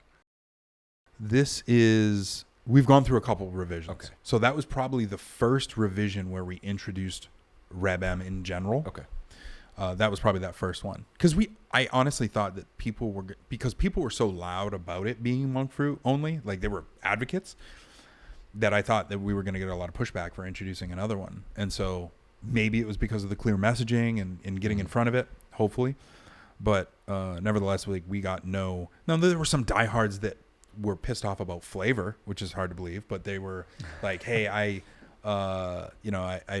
really think that the old, one of the flavor names is Dak Savage. I really think the old Dak Savage is better." I'm like, well, listen, you're one of very, very few, and we're sorry, but Stock up. I kind of get it though, because like as your revisions have gone through, I've had some of the older green apples and the mango and like that natural twist that some people don't like, and I can understand why they don't like it at first. Like I came to love it. Like it was just part of the flavor, and I ended up liking it. We drink so many energy drinks that I get like sucralosed out. Like I'm like it's so sweet, it's so harsh. Like I'm sure it's awesome for most people, but eventually I get tired of it. So will you go on the record and say that you'll never use sucralose in a Jocko Fuel product? Not while I'm a partner. Not Okay. while I'm still head of product. And can you tell us what your grievance is? Aside from Jocko wanting it natural, what are your other grievances with sucralose? So the fact that we have it as a brand standard is number one, and that's easy. So it's like easy. It's like, no. Just no. Like every time we've ran up against that wall with a co-packer or a flavor house or something, it was just always like, no, this is. So it literally became part of our, like when we would hand over a brief, it would literally become part of that brief of like, these are the things we don't use. And they'd go, oh, you know what I mean? So, which is one of the reasons why we don't have bars yet. And we can talk about that later if you want, or maybe another day.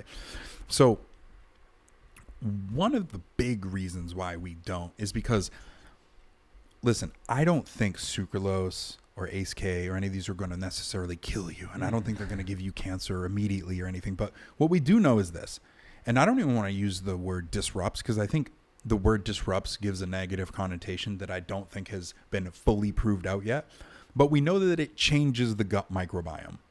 It does change or alter the gut microbiome. True. Whether that's for the good or bad, I don't believe we know. But what I do know is this. I do know that, like you, we have tried to take a position of we're not going to die on the sword of like everything has to be non-GMO and organic and natural, but let's lean that way. Why? Because I think the data shows if we lean more natural and we opt for that decision when that is in front of us, when it's available, I think you're going to have better health outcomes. So when we're doing that, I'm thinking, okay, well, I'm going to steer clear of some ingredients that may or may not be suspect. And one of those ingredients, in my opinion, is sucralose. And we've seen some big brands move away from it. Why? Maybe it's cost, maybe it's manufacturing, maybe it's... but when you take one of the top selling sodas in the world and you see that they transitioned away from sucralose and went back to aspartame, you have to question and wonder why. When they are like many multi-billion-dollar corporation, why are they making that shift? And that to make that shift is steering a battleship. It's not a dinghy. So to do that across an entire organization like that, why are they doing that? Maybe it was to save a penny, and that maybe that was worth it. I think it's deeper. And so the argument is, oh well, sucralose and the metabolite, what is it? Sucralose 6-acetate or something. Mm-hmm. They say, oh well, it's only shown to have carcinogenic properties in a petri dish. Well, okay. So you're saying because we don't absorb it in the body, it doesn't float through our bloodstream, that it's not necessarily going to cause cancer. Okay, well, what the fuck do you think your mouth and your tongue and your esophagus and your stomach lining and your intestines and your colon, what do you think that is? I understand it's not sitting there all day long and penetrating, but if you are sipping on something, and a lot of people who have a soda addiction, a diet soda addiction, or an energy drink addiction, and they're sipping that shit all day long, that is coming into contact with your cells. So that is a little bit of a fucking petri dish. You're hitting us on something that I'll go back on the record. I don't have a problem with sucralose. On paper, like, you know, we talked last week about the leukemia study, and it does not seem like acutely it's an issue. It takes an incredible amount. Like, what did we say? Like 10x of a 50 bottles of pre-workout at one sitting to, like, you know, whatever. But we're taking this every single day. Like you were talking about sipping. I kind of extend the conversation a little bit more. Like, this is a habitual product usage. And that's a little bit more of my concern, is the long-term effects. Cumulative, yeah. Accumulative of, like, taking this over time and it building up in my system. That's something I'm going to say again. I'm curious about this. I'm not condemning it. Anyone that listens to this and is a sponsor of the channel, like, might get worried that we're going to go anti-sucralose or something. I still consume it, so, like, I can't really talk that much. But, like, I have certain curiosities as we create content and learn and stuff. And that's something that I think about, especially like someone like us, or well, you don't consume sucralose regularly, but like who's doing this regularly, like what kind of accumulations are happening. That's more my concern, because we're healthy people, of course, but your general pop in America is drinking soda every day or energy drinks every day. And I generally think, like, we train, we eat well, we eat a lot of, you know, we stick to whole foods and stuff. I feel like I generally put my eggs in the healthy basket, and I feel like that kind of offsets a lot of these things. But for a lot of Americans, they're not. You know, they're slamming energy drinks and sitting on the couch. Yeah, well, you also hit the nail on the head. A lot of the literature and the funding around it to be able to bring one of these ingredients, these new ingredients to market, is particularly focused on the dose makes the poison side of things. So it's like, okay, what's the LD50 and at what dose does it become carcinogenic? Almost none of these studies, because they're not forced to, are looking at long-term exposure. So it's like, okay, let's look at the short-term exposure and saying, what is the damage? We're not looking at that accumulative damage over time. Mm-hmm. So unless it's observational, and right now it's like, well, what do we have to look at? Well, colon cancer is on the rise. What are the reasons behind that? We know one of them is because, and I think that we can probably agree on this. I know I certainly believe it, is the overuse in the 80s, 90s, and 2000s of antibiotic medication or recommendations. I mean, you would go. I remember the 90s. For every little sniffle, you go in and throw you on an antibiotic. And now everyone's guts are jacked up. Yeah, exactly. So What happens when you disrupt the gut microbiome? You significantly increase the risk of cancer. So that is one of those reasons. But when you introduce a bunch of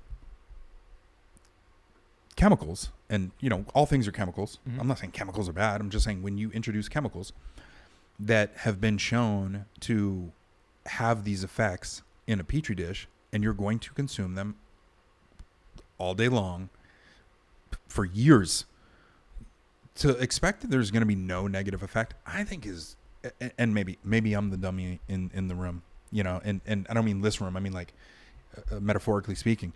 Okay, that's cool. But guess what? You know what I won't do? I won't be that test subject. Mm-hmm. I'll choose the healthier option. In my opinion, the cleaner option.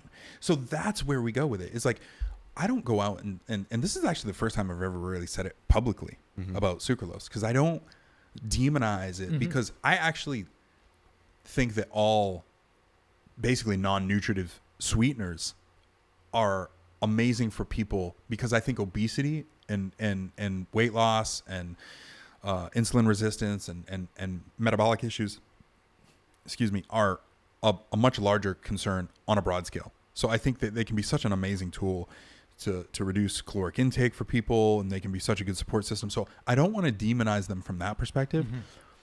But as a brand and as a formulator, I'm like, okay, that's cool. Everybody else, you can do that. You can do you. And I'm not going to go on the offensive and try and tell and take them down. I'm just going to give people an option that I feel like is cleaner. That's it. Yeah, ultimately, I think as we get into this, we start making life bets. I mean, we're all like, whatever, not Ben, but we're halfway through our lives, let's just say. And so I've made life bet that I am betting my life that eating a lot of red meat is healthy, that saturated fat and cholesterol are not unhealthy. I've bet my life on it, and that's pretty much what we do. So what I like is that you make your bets, and I'm a less is more kind of person. The less nonsense I throw at my liver, the less work it's going to have to do, and the more work it can do on things that are important and everything.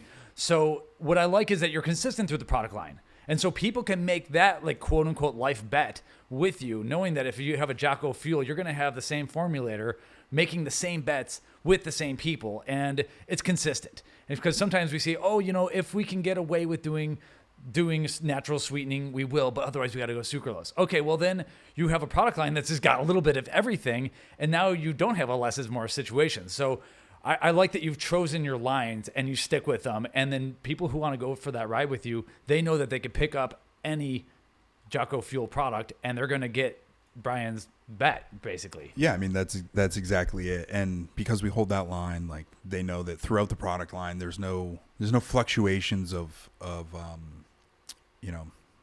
I guess discrepancy. Like, you're not gonna get one with this thing that we say we don't use, or one with that thing that we say we don't use. Like, it's clear across the line.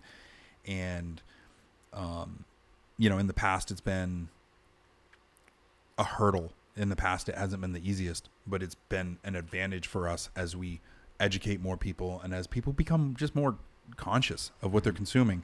And so because we're becoming known as the brand who has done it, it is starting to win for us in a big way. And I'm hoping that, there's probably some out there. Like, I don't know of every product, but I can't put my hands on any pre-workouts to the masses that are doing it naturally flavored and naturally sweetened. Mm-hmm. Naturally flavored, obviously more expensive. I think when done right, the natural flavors taste so much better. It's just whatever, 4x the cost or whatever. I would agree. There might be some like one-offs here and there, but not. Someone's going to comment that it's out there. What I've been kind of resorting to saying these days is, these examples that we're saying aren't there are not at the scale that you guys are. Right. At, right. Able to do it and get it into Myers and HEB and like, to me, I mean, anyone can go to a small manufacturer and get 288 bottles, right? Like, the barrier to entry right now is so low. Anyone can do whatever. Like, go make your beta alanine free pre-workout and be the only person do whatever. Like, but to do it, create the partnerships, win the love and trust of community and scale it, that's a different story. Yeah. So I agree. Yeah. This is expired, but it is a sour apple flavored Jocko Fuel without the Reb M. I'm going for it. The chief product officer is not you know. I'm not condoning that. That is a old can. You know what? No, it tastes good. You are right though. At this point, it was part of the archives, and I'm actually happy that you did it. I hope that I did not bless that, but I'm sorry. No. I saw plenty of them.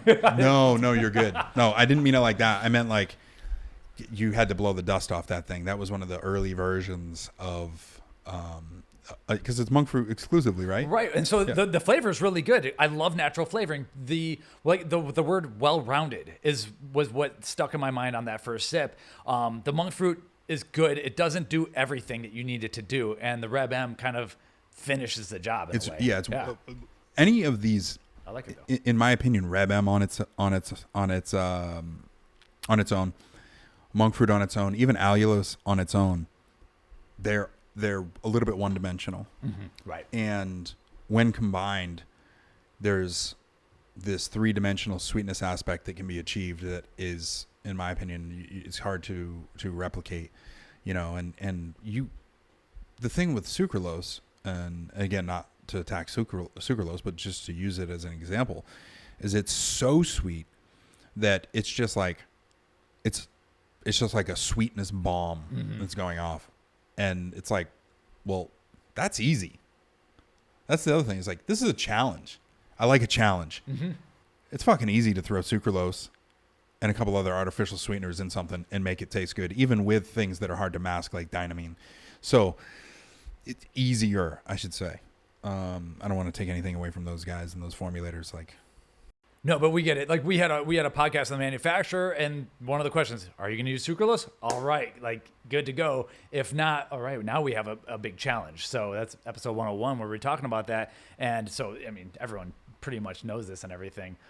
We haven't gotten into allulose. Do you want to like give everyone the quick skinny on this? Because it's a little bit different. And there's some cool research showing like blood sugar control and everything with it too. So yeah, it's kind of funny. There's a TikToker. I'm not going to name people. I won't do that. But there's a TikToker the other day who he's known for saying some pretty outlandish shit. I think he's a nice kid. This might give it away, but he trains jiu-jitsu. I'd like to get on the mats with him sometime. He has a brand. It's kind of a niche brand, and but he seems like a nice kid. But he clings to things, and he's trying to make clickbait content. And I saw a video the other day, and it was like allulose disrupts, or what did it say? Yeah, he wrote like allulose disrupts or changes inflammatory biomarkers. And he cites the study. So, you know me, I'm like, right to the study, and I read through it. And it's like, it did change them. It improved their inflammatory biomarkers. I'm like, what are you talking about? And so the moment I comment, within like 4 hours, the video's stripped. It's gone. And I'm just like, guys, like, so if people don't know what it is, it's like a rare sugar, naturally found. I believe it's found in dates. So it's a great tool. I think it's 50% as sweet as like table sugar. And it's obviously more expensive, but it doesn't have the same glycemic response as like sugar does. So technically you can count it against, depending on what you believe around net carbs, but you can technically count it against your total carbohydrate count for net carbs. We use it in our cookies. And that's done really well for us. Yeah, it was first introduced in our world by Quest for their cereal bars, which I don't think exist anymore. I thought they tasted really good, but I don't think they nailed the sweetness perfectly. But they had to do an educational video because of the labeling is different. Like it could be labeled as a sugar, but not necessarily as a net carb. And so there was some complexity. I think the FDA's kind of straightened some of that stuff out. But what's cool is like some of the data shows that it might pull some blood sugars down a little bit and like even be helpful. So which makes sense if someone's inflamed because their insulin and blood sugar are too high, like chronically, it might be a useful ingredient, but that might, to be determined, of course. It definitely seems to be. I will say this, from a broad approach, it definitely is healthier. I can stand behind that claim. It's definitely healthier than a 1-for-1 use with like a normal simple sugar. So we're happy to use it. And again, it goes back to that trifecta. I think we're using them all three together, and we do have a product I can't talk about that we touched on earlier in our private conversation that we're going to be releasing probably next year that uses all three. And it's a game changer, in my opinion, in that category, in a world full of sucralose. I would put it's maybe not the first time, because I feel really good about the new energy drinks and the Molk RTDs as well. Like, I will put the Molk RTDs up against anything in the industry right now. Anything banana, that's for sure. Yeah. Like, dude, yeah. like your chocolate's great. Like, I enjoy the chocolate. It's a different kind of chocolate. It's a rich chocolate. Yeah. It's not your classic like milky chocolate, like that kind of milk chocolate. If you're looking for that Nesquik type milk chocolate, that's not it. It's definitely rich, more rich cocoa flavor. I think the vanilla is fantastic. It is for vanilla. Chocolate and vanilla are strong. I like them. Like, nothing against them, but dude, just get a case of the banana. Like, just buy. It's hard to do banana right too, isn't it? I was so pissed when you guys did $1 drinks at Vitamin Shop, and you literally sold out in like 6 hours at my local vitamin shop. I showed up. My Vitamin Shop knows who I am, so like, I walked in and I was like, "Where are they?" And they were gone. Yeah, and I think the fucking manager bought all of them. I think that's what it was. Like, it's tough, man. Every time I go into our again, air quotes, local Vitamin Shop, because we're up here in the middle of nowhere, so I have to go to Portland, Maine.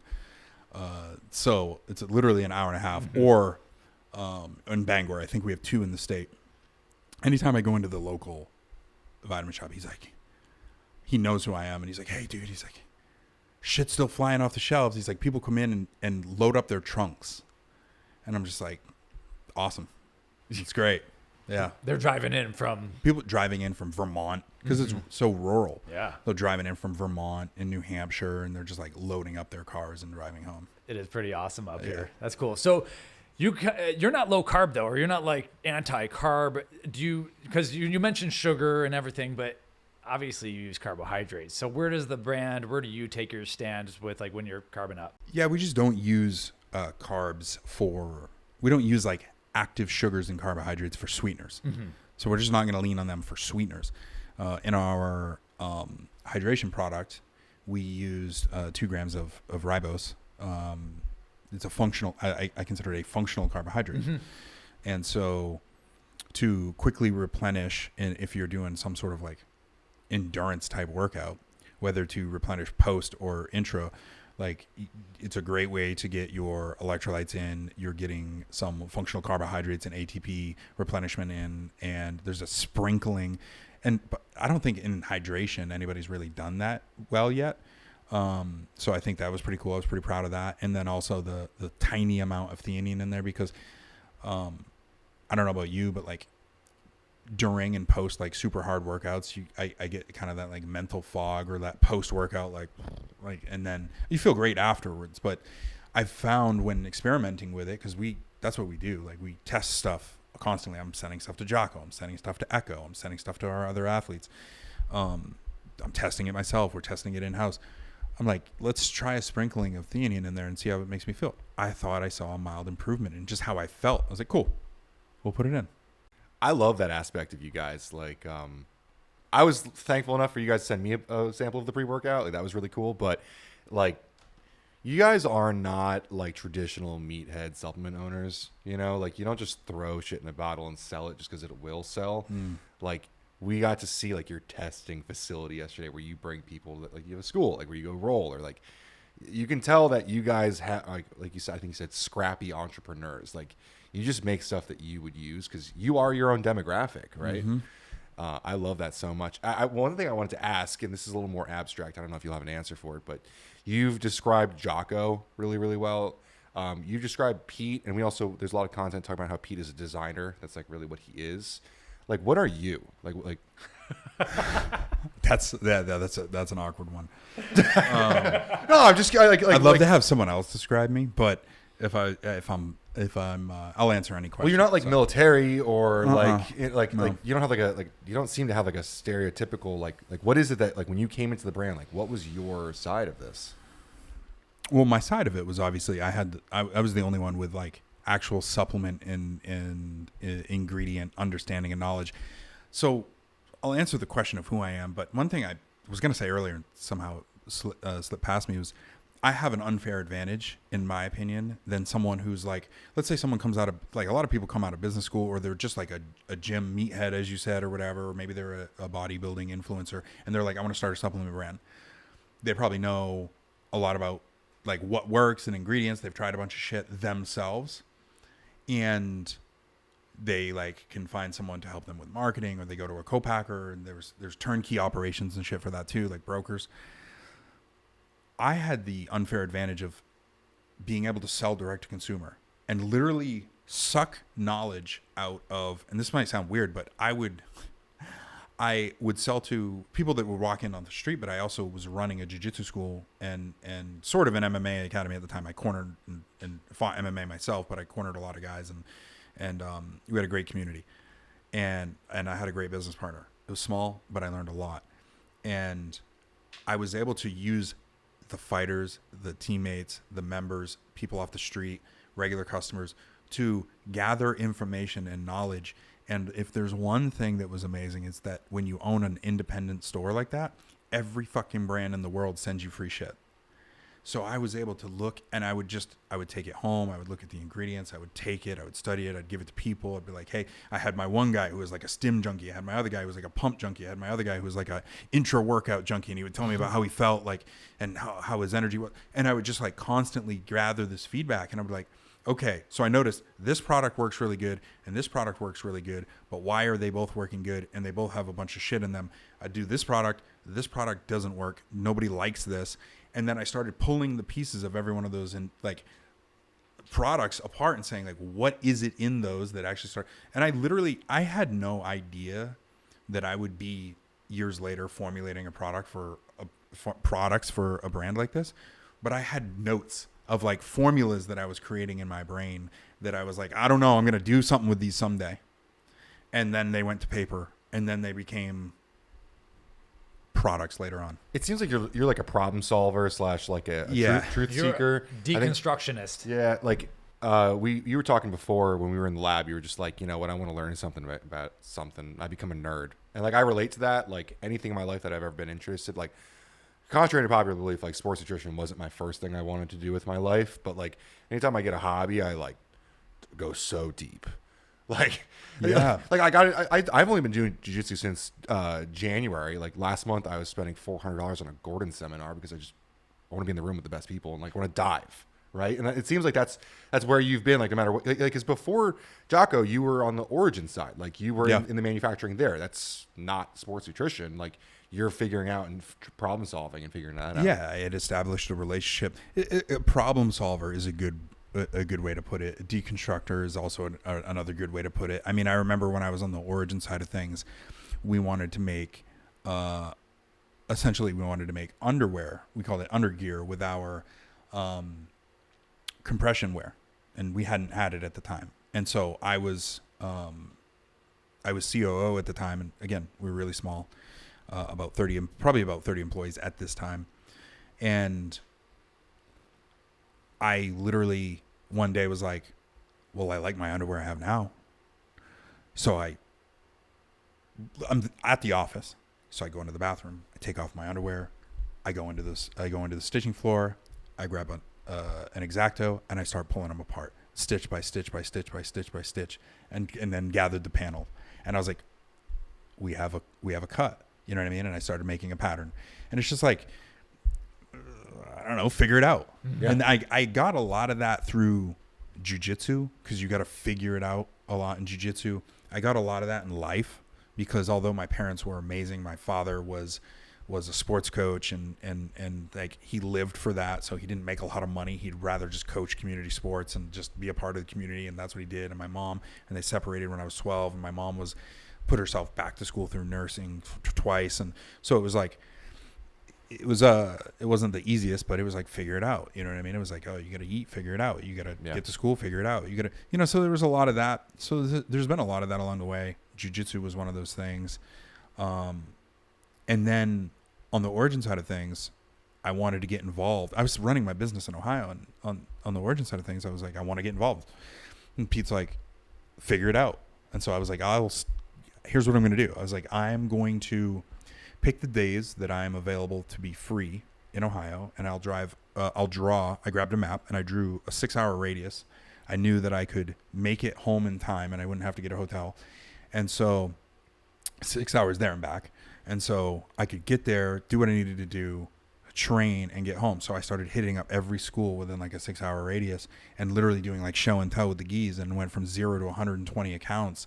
I'm not a fucking salesman, but I was like, I went from 0 to 100 to the point where Pete was like, you can't sell any more stuff. We can't sell any more wholesale stuff. We're going to start losing money. Mm-hmm. And so he's like, what do you want to do? And I was like, I don't know. And he's like, you want to move back to Maine? And I was like, sure. And so I shut down my business because it was like the Origin thing was taking off, and I saw the opportunity, and, you know, and that door opened, and I was like very grateful for it. And then I just jumped head first into that. I came here, sales kept going, passed that off. I have a business degree. I stepped into the operations role, and then I just kept going from there. But it was like, figure out the manufacturing side of things. I'm like figuring out how to work on it. Listen, I can't work on sewing machines, but there was a point where I was changing the oil in a sewing machine, and like, you just figure it out, right? Anything you need to do, you just figure it out. I think that's the problem is people, they say, I don't know this, not I need to figure this out. Yeah, I see that with supplements because it's kind of like a very abstract thing. Like I drink this magic liquid and it makes me do things. But people ask us like, how did you learn about all this stuff? Like, it's pretty simple if you understand the mechanism of action. Similar to like any kind of mechanical thing. Like, I'm not a sewing person, but I remember in home ec, like I learned like, you know, the needle goes down, it picks the thing up, brings it around. Like once you understand like the motion and what it is, like you can get in there and fix it. Probably it's not that hard, right? Figure it out. Yeah, exactly. You just figure it out. And granted, like I have always been like, coming up through high school, for what it's worth, I always excelled in the sciences, and I was like average in math, and was like terrible in like English and other, basically anything that I was bored with, I did terrible in, and everything that I liked, like sciences and AP and stuff, like I excelled in. So I went off to school originally. It's kind of funny, not that we're going to do a whole deep dive in my background, but I went off to school originally to work on race cars because I thought it was cool and I wanted to work on race cars. Cool. And I worked on, for one season, I worked with the Salen's team in the Rolex series. And so I did that, and I was like, I don't want to do this for a living for the rest of my life. So I went back to school to do a 4-year business degree. And I had to take electives. And again, here I am in my early 20s. I'm like, I don't want to do shit like Gothic literature, and I don't want to, you know what I mean? So I go to the deans. I'm like, hey, I know we have a health side of the university. I was like, I really want to take 400 level bio. And he's like, you want to take bio with lab? You're a business major. And I was like, yeah. And he's like, well, there's no rule saying you can't, but why? And I was like, I just want to do it. And he's like, okay. And then was like, you know, that seems to have worked out for you. Yeah. It just works out. You're just like, cool, let's do things you like. Yeah. Where's the jiu-jitsu fit in? Like, did you wrestle in high school? No. Okay. And then when did you start? I actually only played ball sports up until like my freshman year. Mm-hmm. And then when it got political, especially in a community where your father has coached a lot of like travel teams and B teams and multiple sports, and has gone between basketball and baseball and football. In a small town, it gets super political. So I was like, no, I'm good. And I mentioned racing. I got into cars and girls. So that was my thing in high school. And that's what I got into. So I pulled back. There was no wrestling program in my high school anyway. So not that I would have, but I wish there was, and I wish I would have, because that would have been an amazing head start. I wish I'd wrestled. That's one of those things. I mentioned with you, I wish I'd hunted. That's one thing that like I regret not doing as younger. And wrestling, like, I understand there was a podcast with Jim Wendler I watched when I was coming up in sports or in sports nutrition, and he had said like wrestling's really great for kids because you either learn to physically win or you lose, and you have to stand up and shake that guy's hand. Mm-hmm. Yep. And that's really important. You know what I mean? Like I lost my sub-only competition last month, and I had to stand up knowing in a points competition I would have scored all these points and won everything. I had to stand up and shake this guy's hand because I didn't play the game. And it's humbling as a grown man too. Not that it's not as a kid, because you're still in that developmental stage, but it's humbling as a grown man. And that's the thing about jiu-jitsu. You mentioned jiu-jitsu in a roundabout way, and then so many of the principles that I learned, nothing has advanced me like jiu-jitsu has. Nothing. Like, there's been a lot of great things, friendships, relationships, networking, even my personal deep dive into all of this stuff. but nothing has advanced my mind and body like jiu-jitsu has. And people say, like, how do you overcome, I get this question a lot, like, how do you overcome big challenges, or how do you overcome like stressful times in business and stuff?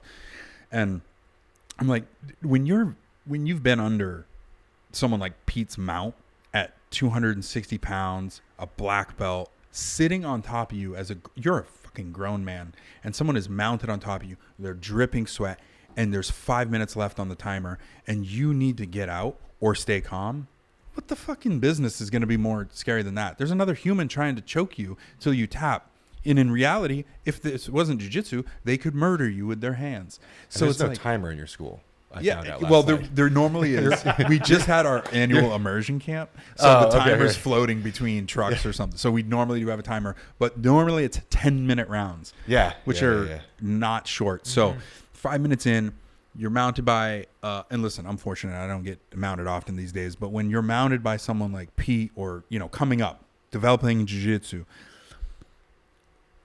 there's nothing more developing to the brain than being held down like a small child by another man or person, whatever.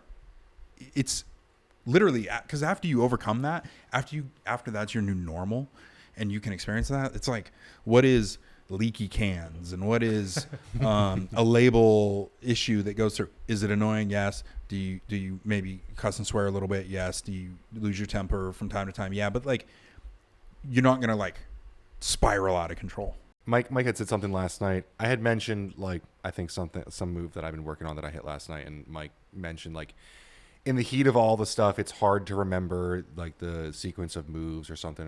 And I had mentioned, I'm sorry, I don't remember the brown belt's name last night with the beard. That was Tim.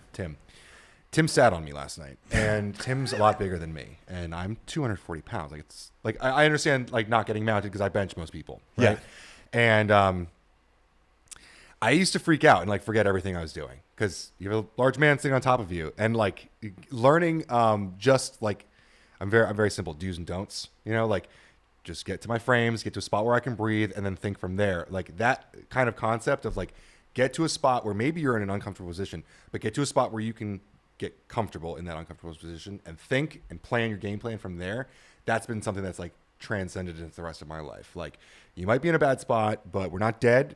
We can think about this. We can plan our game plan, and we can get out on the attack. Right? And that's what happens. Your brain gets reprogrammed once the primitive fight and flight mode goes away, and you've now used a tool. And it could be, maybe there's something other than jiu-jitsu that does this. Like, absolutely great, like cool, find that thing. But for me, it was jiu-jitsu. And the moment that it literally reprograms your brain to be able to accept situations like that and process them differently, to orient yourself and not freak out and go to the point where you're like where was I? What just happened? Like, that's like a superpower. Seriously.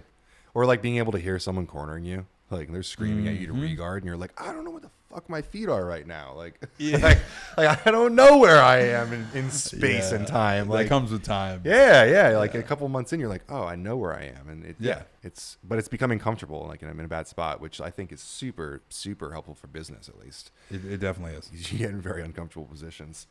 I want to pick up, I don't know how many other things you have want to talk about, but there's some new protein bags behind us. Yeah. I thought these were old, because I'd never seen them before, but they're new. You guys got to see a lot of brand new. Right. So you have a lot of stuff coming. We're we have posting this right when the pre-workout's launching. So just note the time. I don't know. And this is a seasonal. This is a seasonal flavor that's also exclusively going to Vitamin Shop. Vitamin Shop's leaning in hard. I think I like the fact that you're shout out big with Jack them. Gate and Vitamin Shop. Yeah. You guys. You know what's funny is we actually got into Vitamin Shop. It was our first major retailer. And they took a chance on us, and the guy that was the guy that brought us in is no longer there. But the next guy to really step in and handle it, who's climbed the ranks there, is Jack. And CrossFitter. He's been a lot of fun to work with. He's understood the brand. He's been patient. He knows what the long-term game is. Like, he gets it.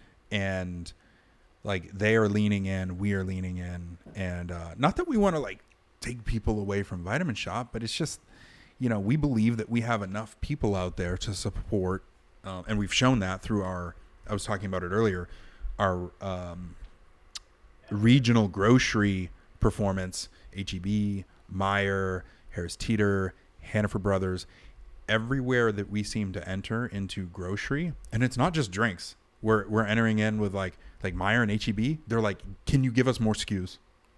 Like, we want more products. That's awesome. Yeah. But lifestyle products, I totally understand and agree, because like it's so funny. You guys know me. I'm a supplement facts person, but like I don't know if I should admit this. I just started taking your greens. I didn't even really look at the back. I was just like, I want to drink some greens in the morning. I'm not. There's a lot of greens out there that have mushrooms or digestive enzymes or probiotic and all these different things.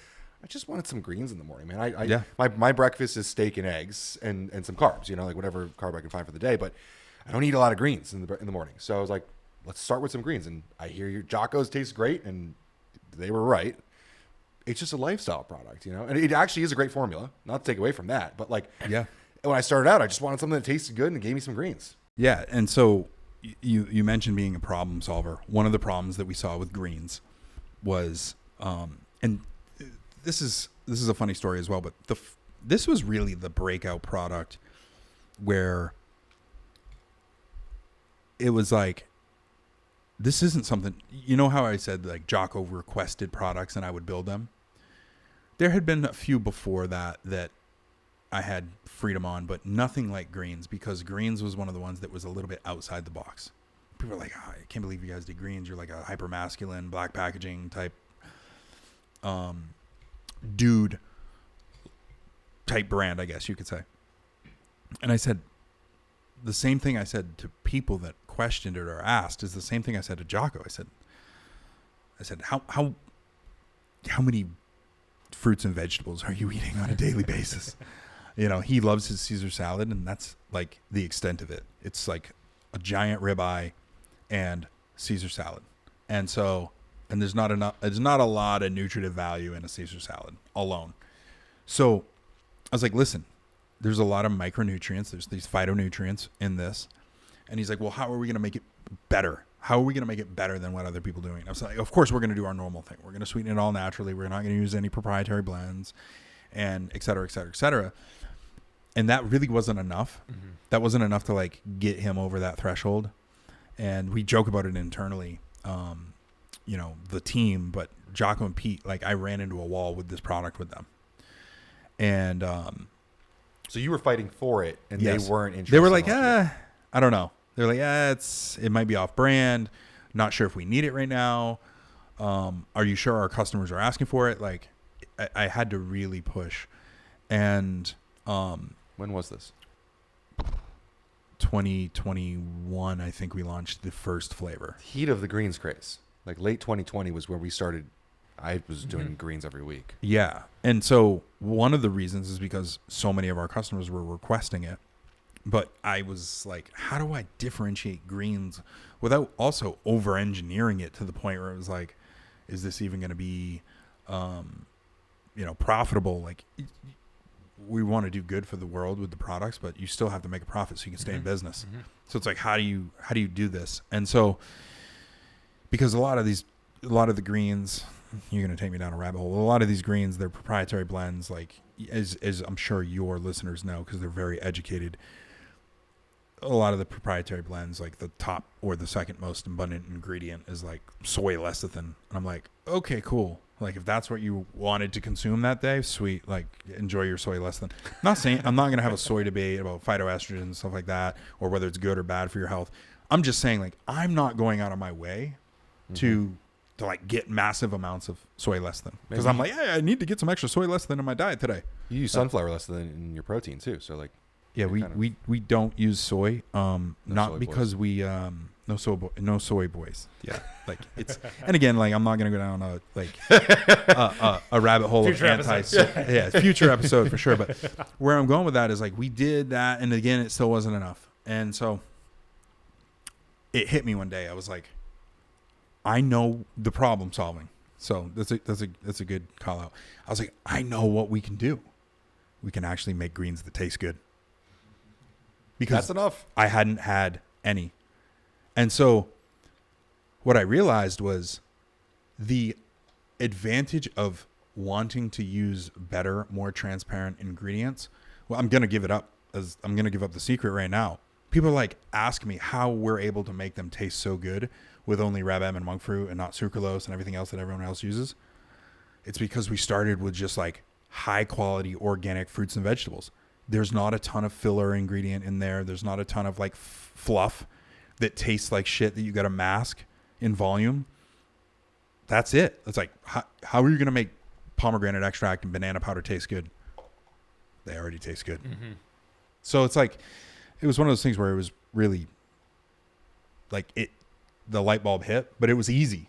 What are your main, so the fruits obviously taste great because they're sugar.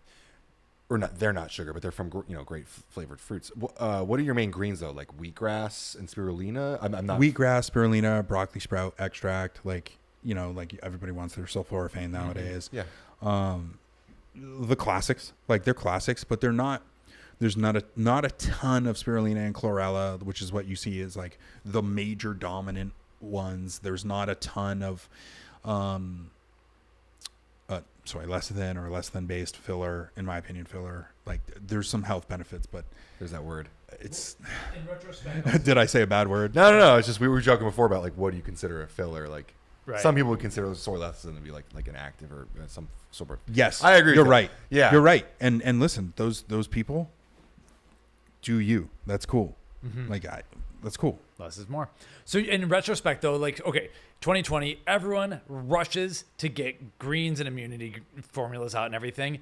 And so there's this wave of products, and maybe 2 of them that we reviewed tasted good because a lot of them were rushed out. You don't, and I think this is a good lesson learned, is that you didn't want to jump on every last craze. You said you weren't going to do that right up front. Mm-hmm. You took your time, and you actually put out something that was ready to go when it was ready to go. Yeah. And so that, I think that is part of the lesson here, is that you're not going to be doing every last like hype moment. You're going to do things that work and make sense. And I think it worked out in that case then. Yeah, I would say so. I mean, we had a immunity formula that was baked long before COVID, and it just was like, well, it's time to pull this into the mix. But yeah, it's like when you see things happening, like don't panic, and I think it comes back to like jiu-jitsu. It like all comes around because don't panic, like figure your thing out because like this too will pass and you want to like come out better than you came in. And I think a lot of people panicked and did crazy stuff in both life and business over the last few years. And the people who have kind of stayed like strong to their morals and wills have come out ahead. I hate being the dude that quotes Jocko because we're on a Jocko podcast and everything, but like the whole video, they made it huge. Like the whole good thing, the end of it, it's like recalibrate, re-engage, and go back out on the attack. Like, yep. You have to sit there and you have to figure it out. Like actually have like a good idea of like what you're going to do. And you were talking about go-to-market strategy before. Like some people will listen to that and be like, what, you posted on your Shopify account and like had there was like literally a strategy on like how you're going to attack the community, how you're going to disseminate information. I mean, it might seem simple because you just tell Jocko to post it on his what is podcast. The messaging, what's the yes that's the thing is like you're absolutely right. Like, so on one hand, we are very well aware that we have this behemoth like the podcast, not Jocko himself. He's quite he is a behemoth. No, seriously, like him, the podcast, his social platforms, we're not like ignorant to the fact that we think we're doing something that's like miraculous or special, in that's not the X factor. That is the X factor. But something that Jocko said to me a while back, sort of early on now at this point, when we were working on bars. And we had a really good track record with our customers and the products we had released. And we had spent a lot of money right below us right here developing and installing a bar manufacturing facility because we could not find a facility that would take on the formula constraints that we were putting on them. So we put a brief out to them. They were like, no. And we went to manufacturing facility after facility after facility. And we were naive enough. And this is our first major tuition payment. And as many wins as we've had our share of mistakes. And one of those was that we were going to set up a manufacturing facility.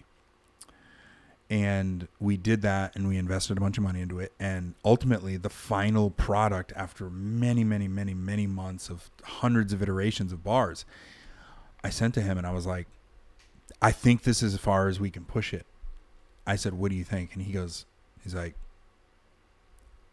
I can sell some shit, but I can't sell shit. And we shut it down. And that's when, and that's when Pete was like, bro, and I was so in it, head down, like, and everything, like, and at that time, like, Pete was so focused on Origin, rightfully so. And he literally had to come over and be like, we got to shut this down. This is a loss. Thank God we got the cookie out of it. But it was a point where we went so deep into that rabbit hole that I couldn't even see the light out. And at that point we had to pull out, and I'm glad we did. And it's definitely all worked out. And if you think you're going to get into business and it's going to be only wins, you're mistaken. But that point of Jocko saying, like, I can sell some shit, but I can't sell shit in a package is absolutely right. If we just put shit products out there, people wouldn't come back. We wouldn't have, I think I can share this, but you talked about the direct to consumer business. We wouldn't have a 52% subscription rate. You're talking about people who subscribe and save to the products? 52% of our direct to consumer business is subscription. That's amazing. So companies that are out there listening. Yeah. Wow. That's like ongoing customers that subscribe to the product. Not like a repeat customer. It's someone who's committed to getting it. And our sales are not stagnant. That's not 52% that have been on subscription, that are just checking the box week over week, month over month, year over year. Our direct consumer business is rapidly growing. Our army is expanding, and we have maintained that 50+% subscription base. But people still walk into Vitamin Shop, because that could be a concern. People still walk into Vitamin Shop. More people still go to Amazon. Still.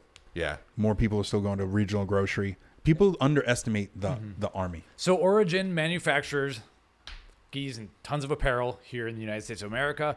Are you ever going to take another stab at manufacturing supplements or functional foods? And functional foods seems to be the thing where people like get blown up on a lot. So you're not alone there. But do you think you'll ever take another stab at manufacturing here stateside? No.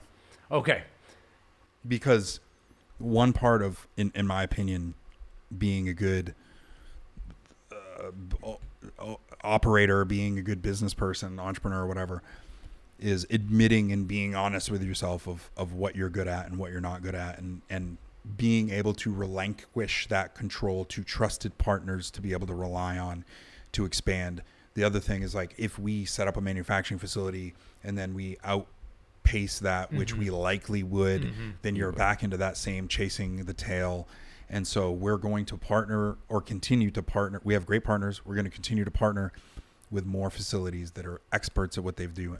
And we've learned that there's many co-mans out there that one's great at capsules, one's great at powders, one's great at beverage.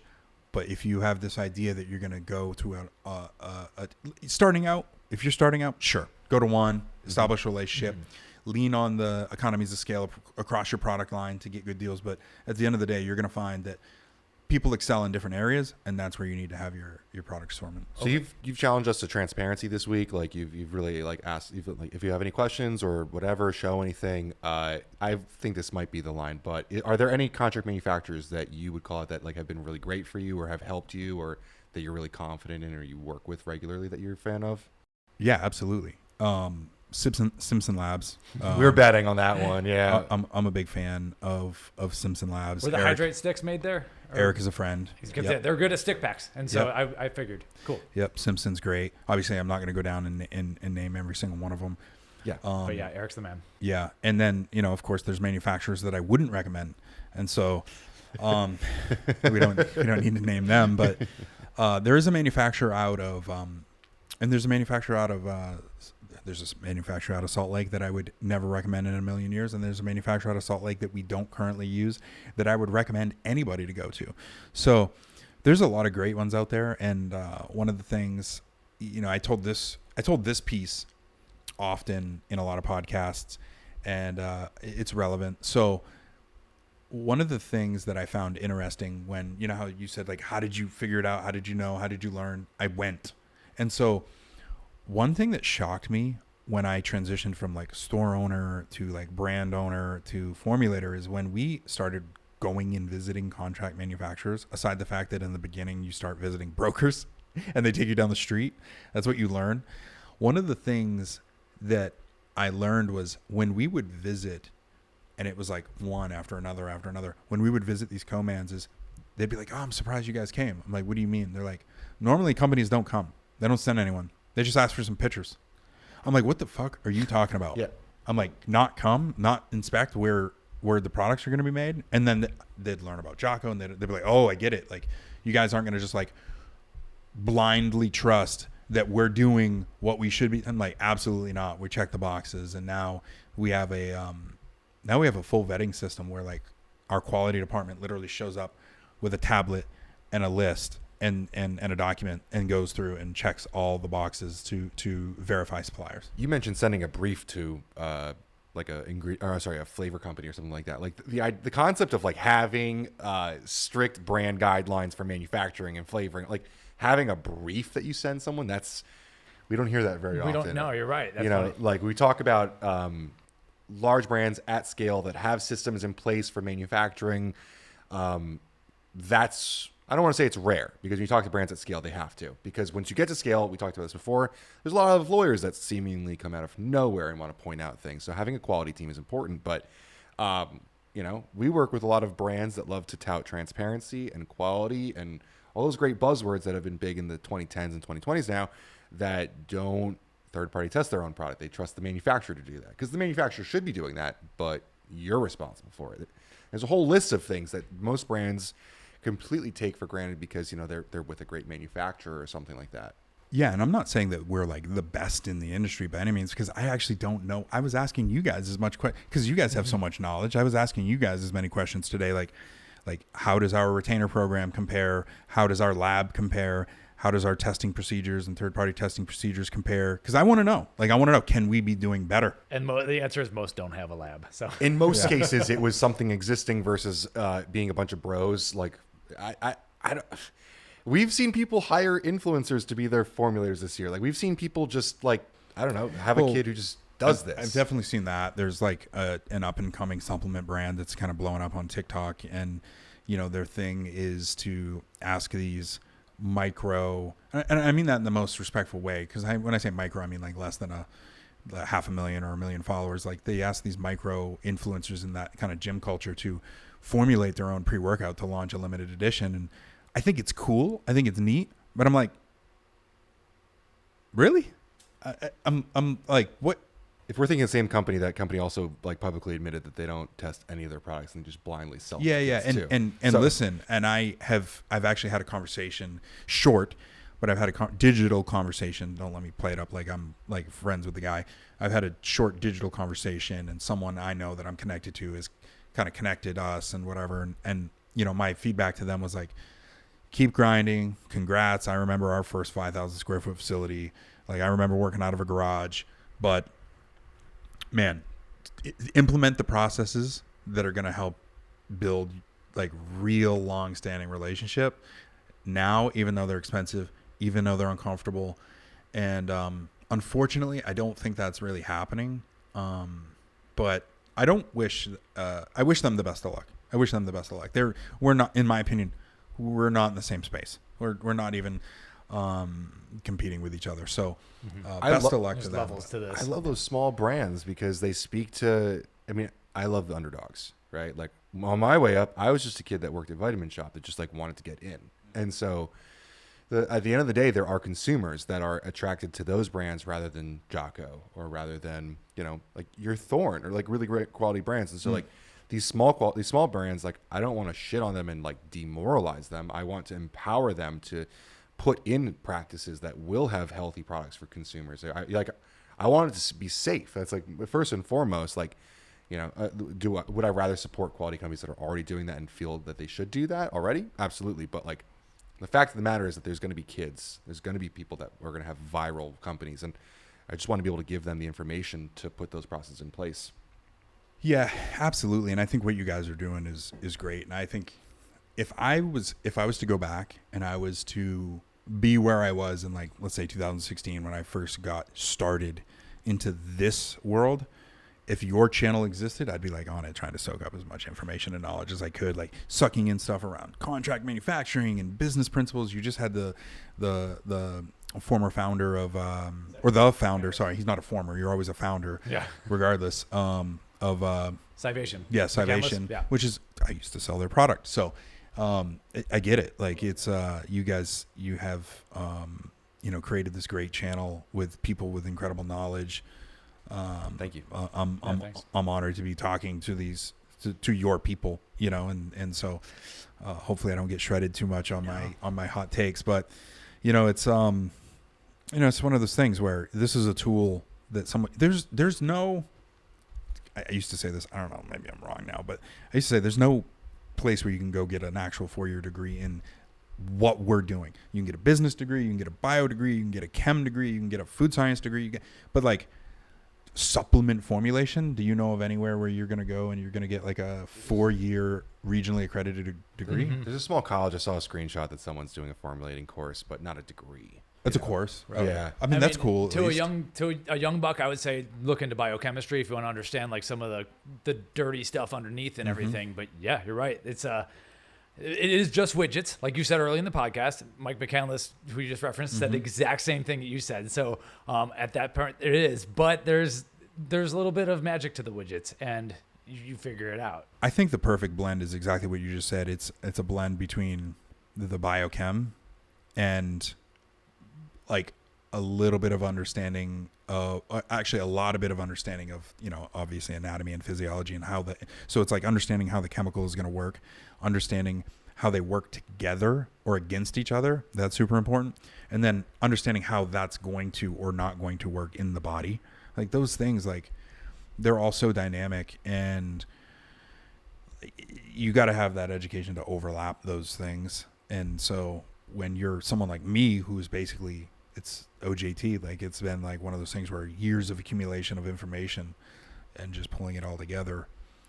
I would say if you're striving to be a supplement formulator, like you want to be the best, like someone's going to come along and it's like any industry. Someone is going to come along and they're going to be known as being, the man or the person.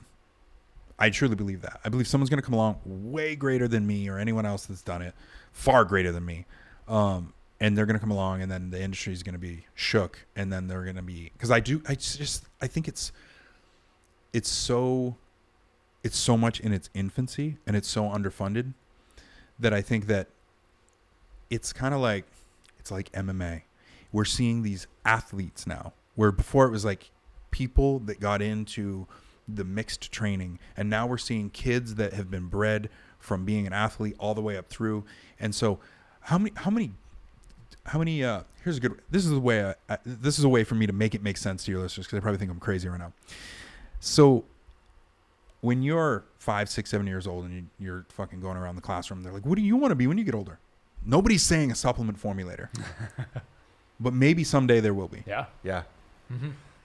I think like with TikTok and stuff, I think that age has definitely come down, and it's been more accessible for sure. Like I think there's probably kids in high school saying they want to be a supplement formulator. Yes. For sure. There you go. Mm-hmm.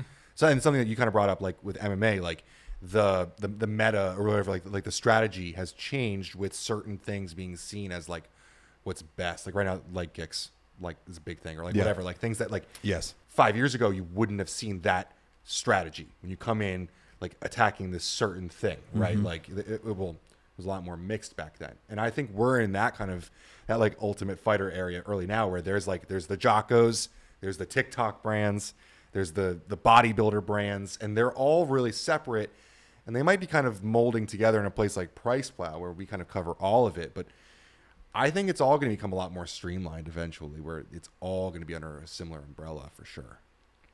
But I think the bottleneck is the data, because right now, like this pre-workout is kind of what is like the meta. Like if you look at whatever has the most data, it's really similar to this Supplement Facts panel. Yeah. But at a certain point, that data has to evolve to the point where there are other ingredients that we can pick and choose from, to the point where it can't always be citrulline, creatine, beta-alanine, beta-anhydrous. Yeah, it's one of those things where new ingredients, and this is where I do think there's value in trademarked ingredients, patented ingredients, whether that's through the actual extraction or the fact that we don't know of it yet, or a combination of those ingredients, and the way there's that mechanistic amplification, if you would. So I just think like I think it's an industry, in my opinion, that's so much on its infancy that there's going to be rising stars, of course, but there'll be someones or someone that will come along and, take this thing to the next level. I really believe that, because I truly believe in the power of these ingredients and what they can do to benefit everything from health and wellness to, sports performance. Totally agreed. I don't think there's any reason it can't be you, Brian. Can't be what? It can't be you. Hey, I don't think I'm smart enough. But listen, if I had unlimited funding, I'd be doing a lot of there's a lot of things I would love to do with unlimited funding. Let's put it that way. Research-wise? Yes. Yeah, in a big way. I think that's the bottleneck, because at this point, if you want to say your product's better than someone else's, first of all, we can't substantiate that in terms of the ingredients together. This is like one of my biggest, I can't stand this happens. Like, we talk about this awesome study from the University of Arkansas where nitrosogene and citrulline are compared, and they are equal at certain doses. But at no point in the study did they consider putting the nitrosogene with the citrulline. Like 90% of products with nitrosogene also have citrulline. We have no idea what happens when they're put together, right?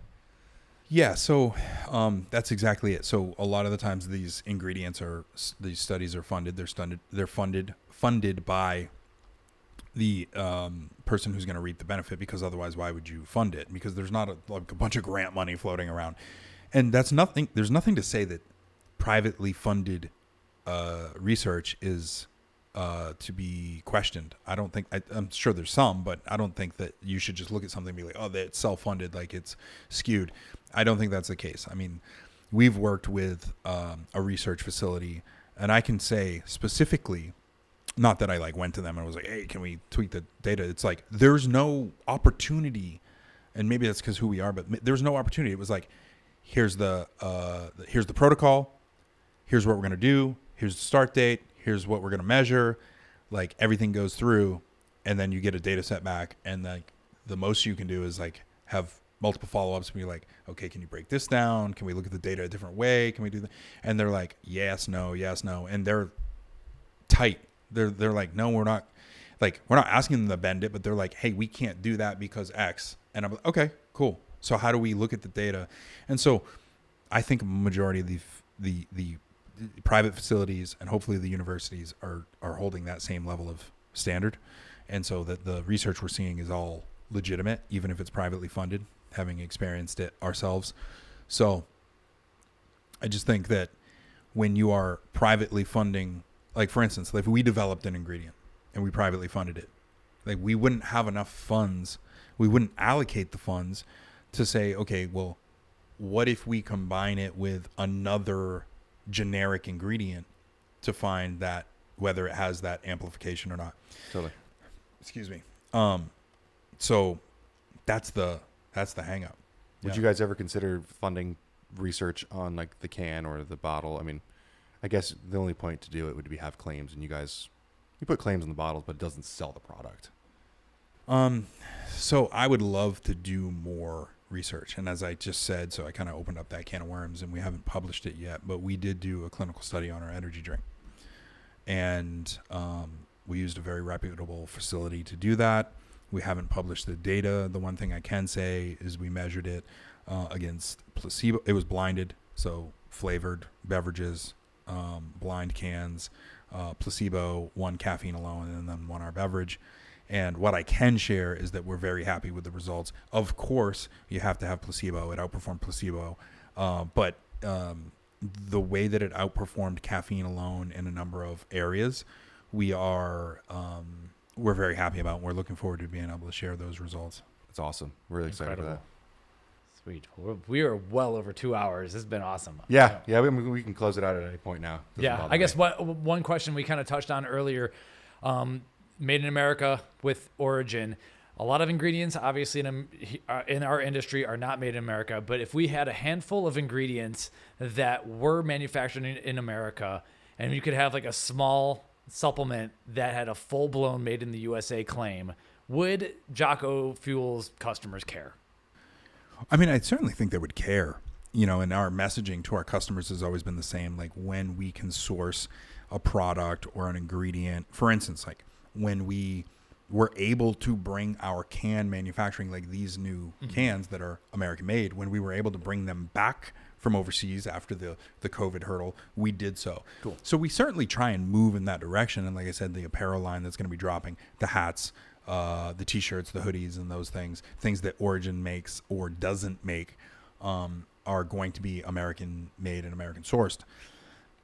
We try to do that anytime we can, obviously within reason. Yeah, because the cost is 2x or something like that. That's when the customers might start to care. There's other things too, like desiccant packets and bottles and all sorts of stuff. I also want to say, like, I feel like we could do an entire episode on this. So let me touch on it, and then you guys tell me if you guys want to do like a virtual episode or something.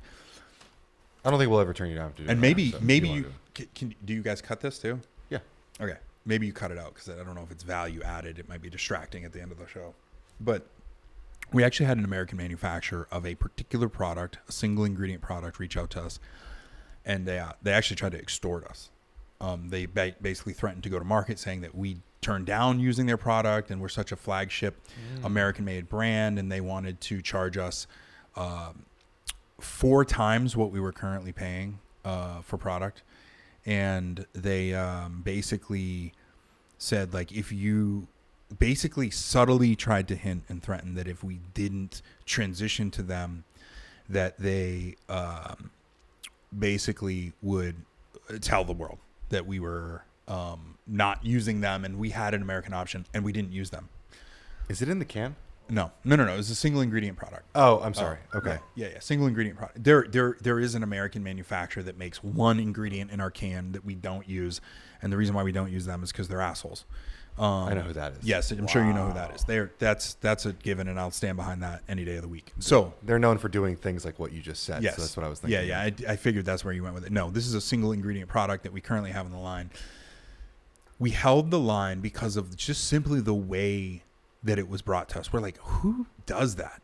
Like, you're not going to threaten us into, because we were negotiating pricing. They basically just, instead of negotiating with us, they held the line, and instead of saying like, okay, well, don't use us, we're going to continue to go, in our day to day, they tried to threaten us to get us to convert. And I was like, hell no. I'm like, that's not happening. Like, you guys can go pound sand. So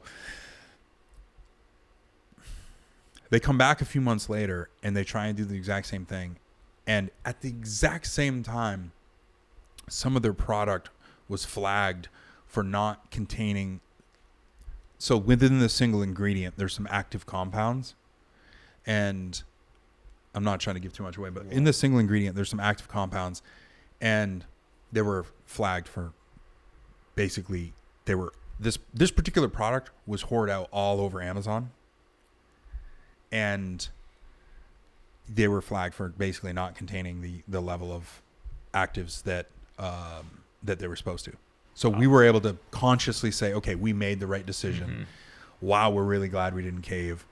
And eventually they just like went away. Wow. And we were just like, thank God. I say we keep that just because anyone listens this for long sure. deserves that bonus.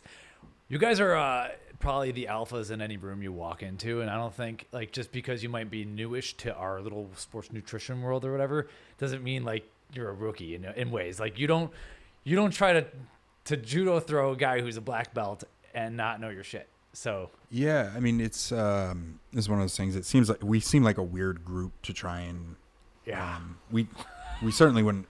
I don't know what I would call ourselves, but what I can say is we don't seem like the right group to try and push around. Yeah, right, exactly. And not even me. Like I'll just use my partners for instance, like 240 and 250. Savage black belts, one former Navy SEAL, one competitive on the world stage, like just doesn't seem like a good idea to push. And not just like from a physical aspect, like they're both intellectuals, they're both businessmen, they're both killing it at life. It just is like they both are squeaky clean and they have resources. Why wrong group to try and push around, take me out of the equation. So yeah, it just seems like a bad idea. But I didn't really summarize what I was trying to say earlier. Back to the American manufacturing thing. Just because it's made in America doesn't make it better. So you can make a shit product in America, that doesn't mean we're going to use it. So if you're going to bring me an American-made ingredient or American-made product, it better test out. I better be able to go look at that actual supply chain and be able to dive in. And like we say on the origin side of things, if you follow the trucks of cotton all the way back, you'll end up in the fields of the Tennessee Delta region, I believe it is. Awesome. And like you're going to literally see the cotton farms. So Incredible. Yeah, and for the record, also, I think a lot of people, go negative about like China making ingredients. There's a lot of ingredients that are made that aren't made in China.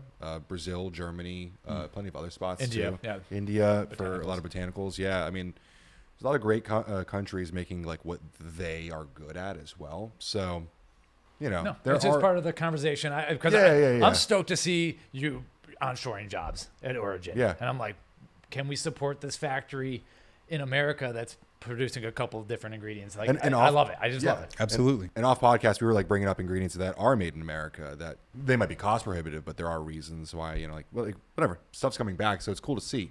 It's cool to see people care about that. Yeah, I mean, anytime I'm happy to have a conversation with an American manufacturer and see if it's true. And is it truly American made, or is it coming over here and having one step in the process, and they're squeaking through. So, but I'm always open to having that conversation about onshoring anything that we can. Absolutely. Yeah. Amazing. I will say, like, in terms of like, it may seem like you guys are closed off, but you've always been a very, very open to conversation and stuff. Like our first few conversations, I actually completely screwed up that flavor review that I did the first time. I called it stevia, even though it was monk fruit, and I got the nicest message from Brian. I was like so embarrassed, and I said it was like, That's right. I forgot about that. You were like, actually, it's monk fruit. And you spent a whole minute talking about it, and you were completely wrong. But Ben knows how to get engagement. yeah, for sure. It worked. But yeah, and then like 3 months later, we're talking about like what we think about these ingredients and other ones. So you guys are super like engaging. It's just you might just not be at the Arnold or the Olympia doing like the stereotypical stuff. Yeah. Which is cool. You guys know your value, you know your strengths, and you play to them. So congratulations on everything. Thank you. I appreciate it. And thank you so much for having us here. Yeah, this is incredible. Awesome. Super Thanks for exciting. coming up. So, big recap at the end here, just for people who are finishing off. Launch of the pre-workout is a big thing to talk about, but also the cans coming. Blue raspberry, incredible. Yeah. So, hit Vitamin Shop when they're found there exclusively, but also JockoFuel.com. JockoFuel.com is obviously the best place to shop. You're going to get that one-on-one. We have a great customer experience team. We're very proud of them. And so you're going to get the best service there. Of course, if you're looking for convenience, go to Vitamin Shop. You're going to find the blue raspberry, which is brand new. You're going to find the nitro pop, which is exclusive. And you're going to find the pumpkin, which is a comeback. We had this a couple years ago. This is a comeback, newly reformulated with the Reb M. Very cool. Where can people find you?